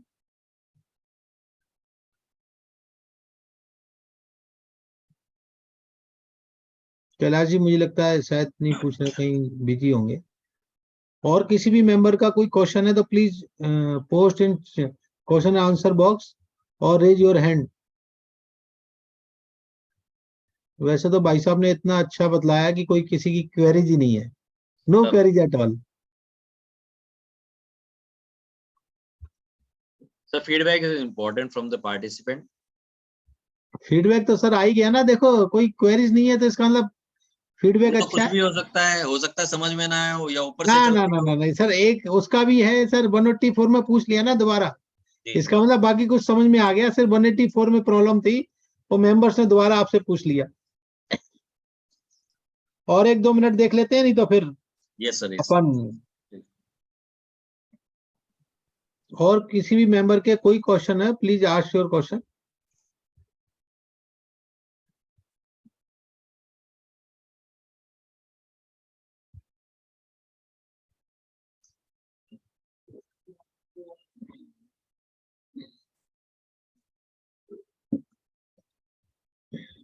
वैसे प्रवीण जी ने बहुत अच्छी तरह से बता दिया आप लोगों को कि रिफंड क्या है, रजिस्ट्रेशन में अब क्या ओटीपी किस पे जाएगा। फिर भी किसी भी हमारे मेंबर की कोई भी क्वेरी है तो ही is most welcome to ask any query. All provision well explain regard, देख लो सर भाई साहब आगे आपके पवन गुलाटी जी हमारे करोलबाग के एक बड़े अच्छे सीनियर चार्टर्ड अकाउंटेंट हैं, बहुत पुराने हैं। थैंक यू और सर। हाँ, लो जी एक हैंड और रेज हुआ है, नहीं हुआ सर।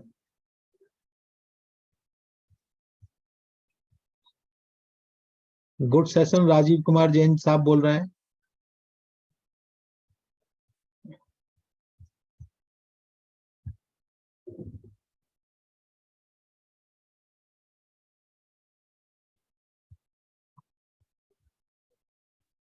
ओके सर, बहुत बहुत धन्यवाद, साधुवाद फॉर योर धन्यवाद वंडरफुल सर आपने डेलीब्रेशन बुलाया। In our mother tongue, that is the Hindi.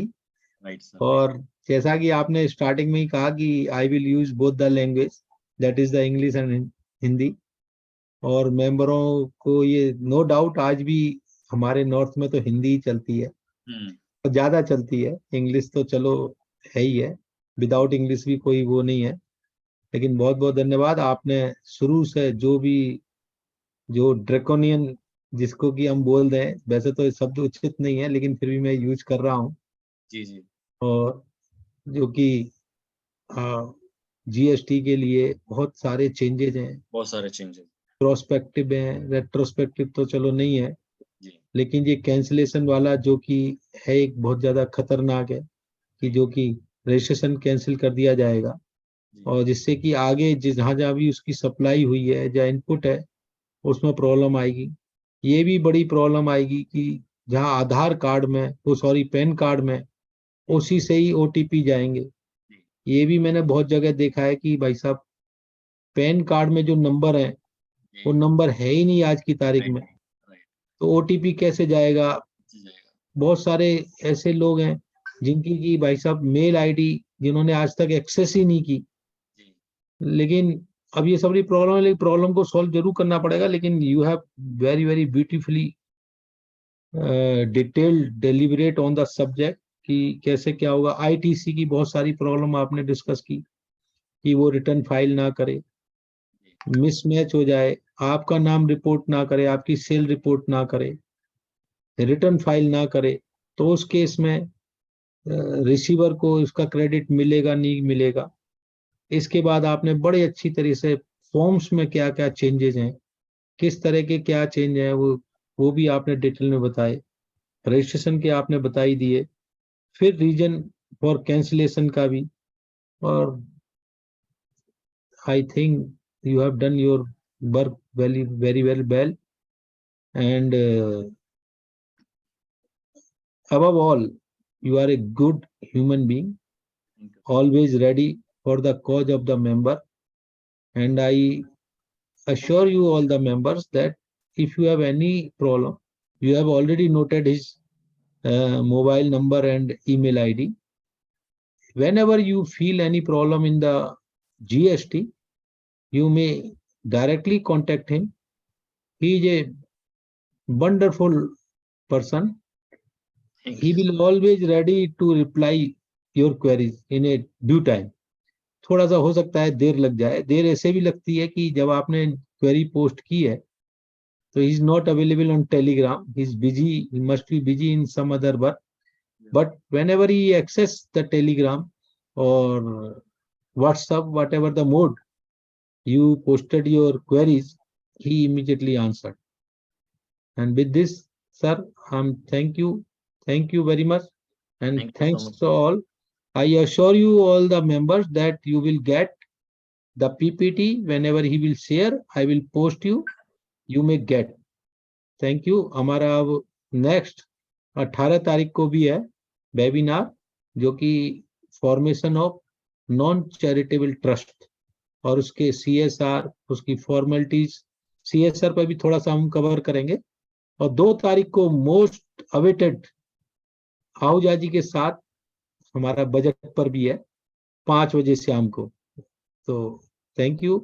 With this, thank you very much sir. Thank you so much. Thank you Praveen भाई, वंस अगेन।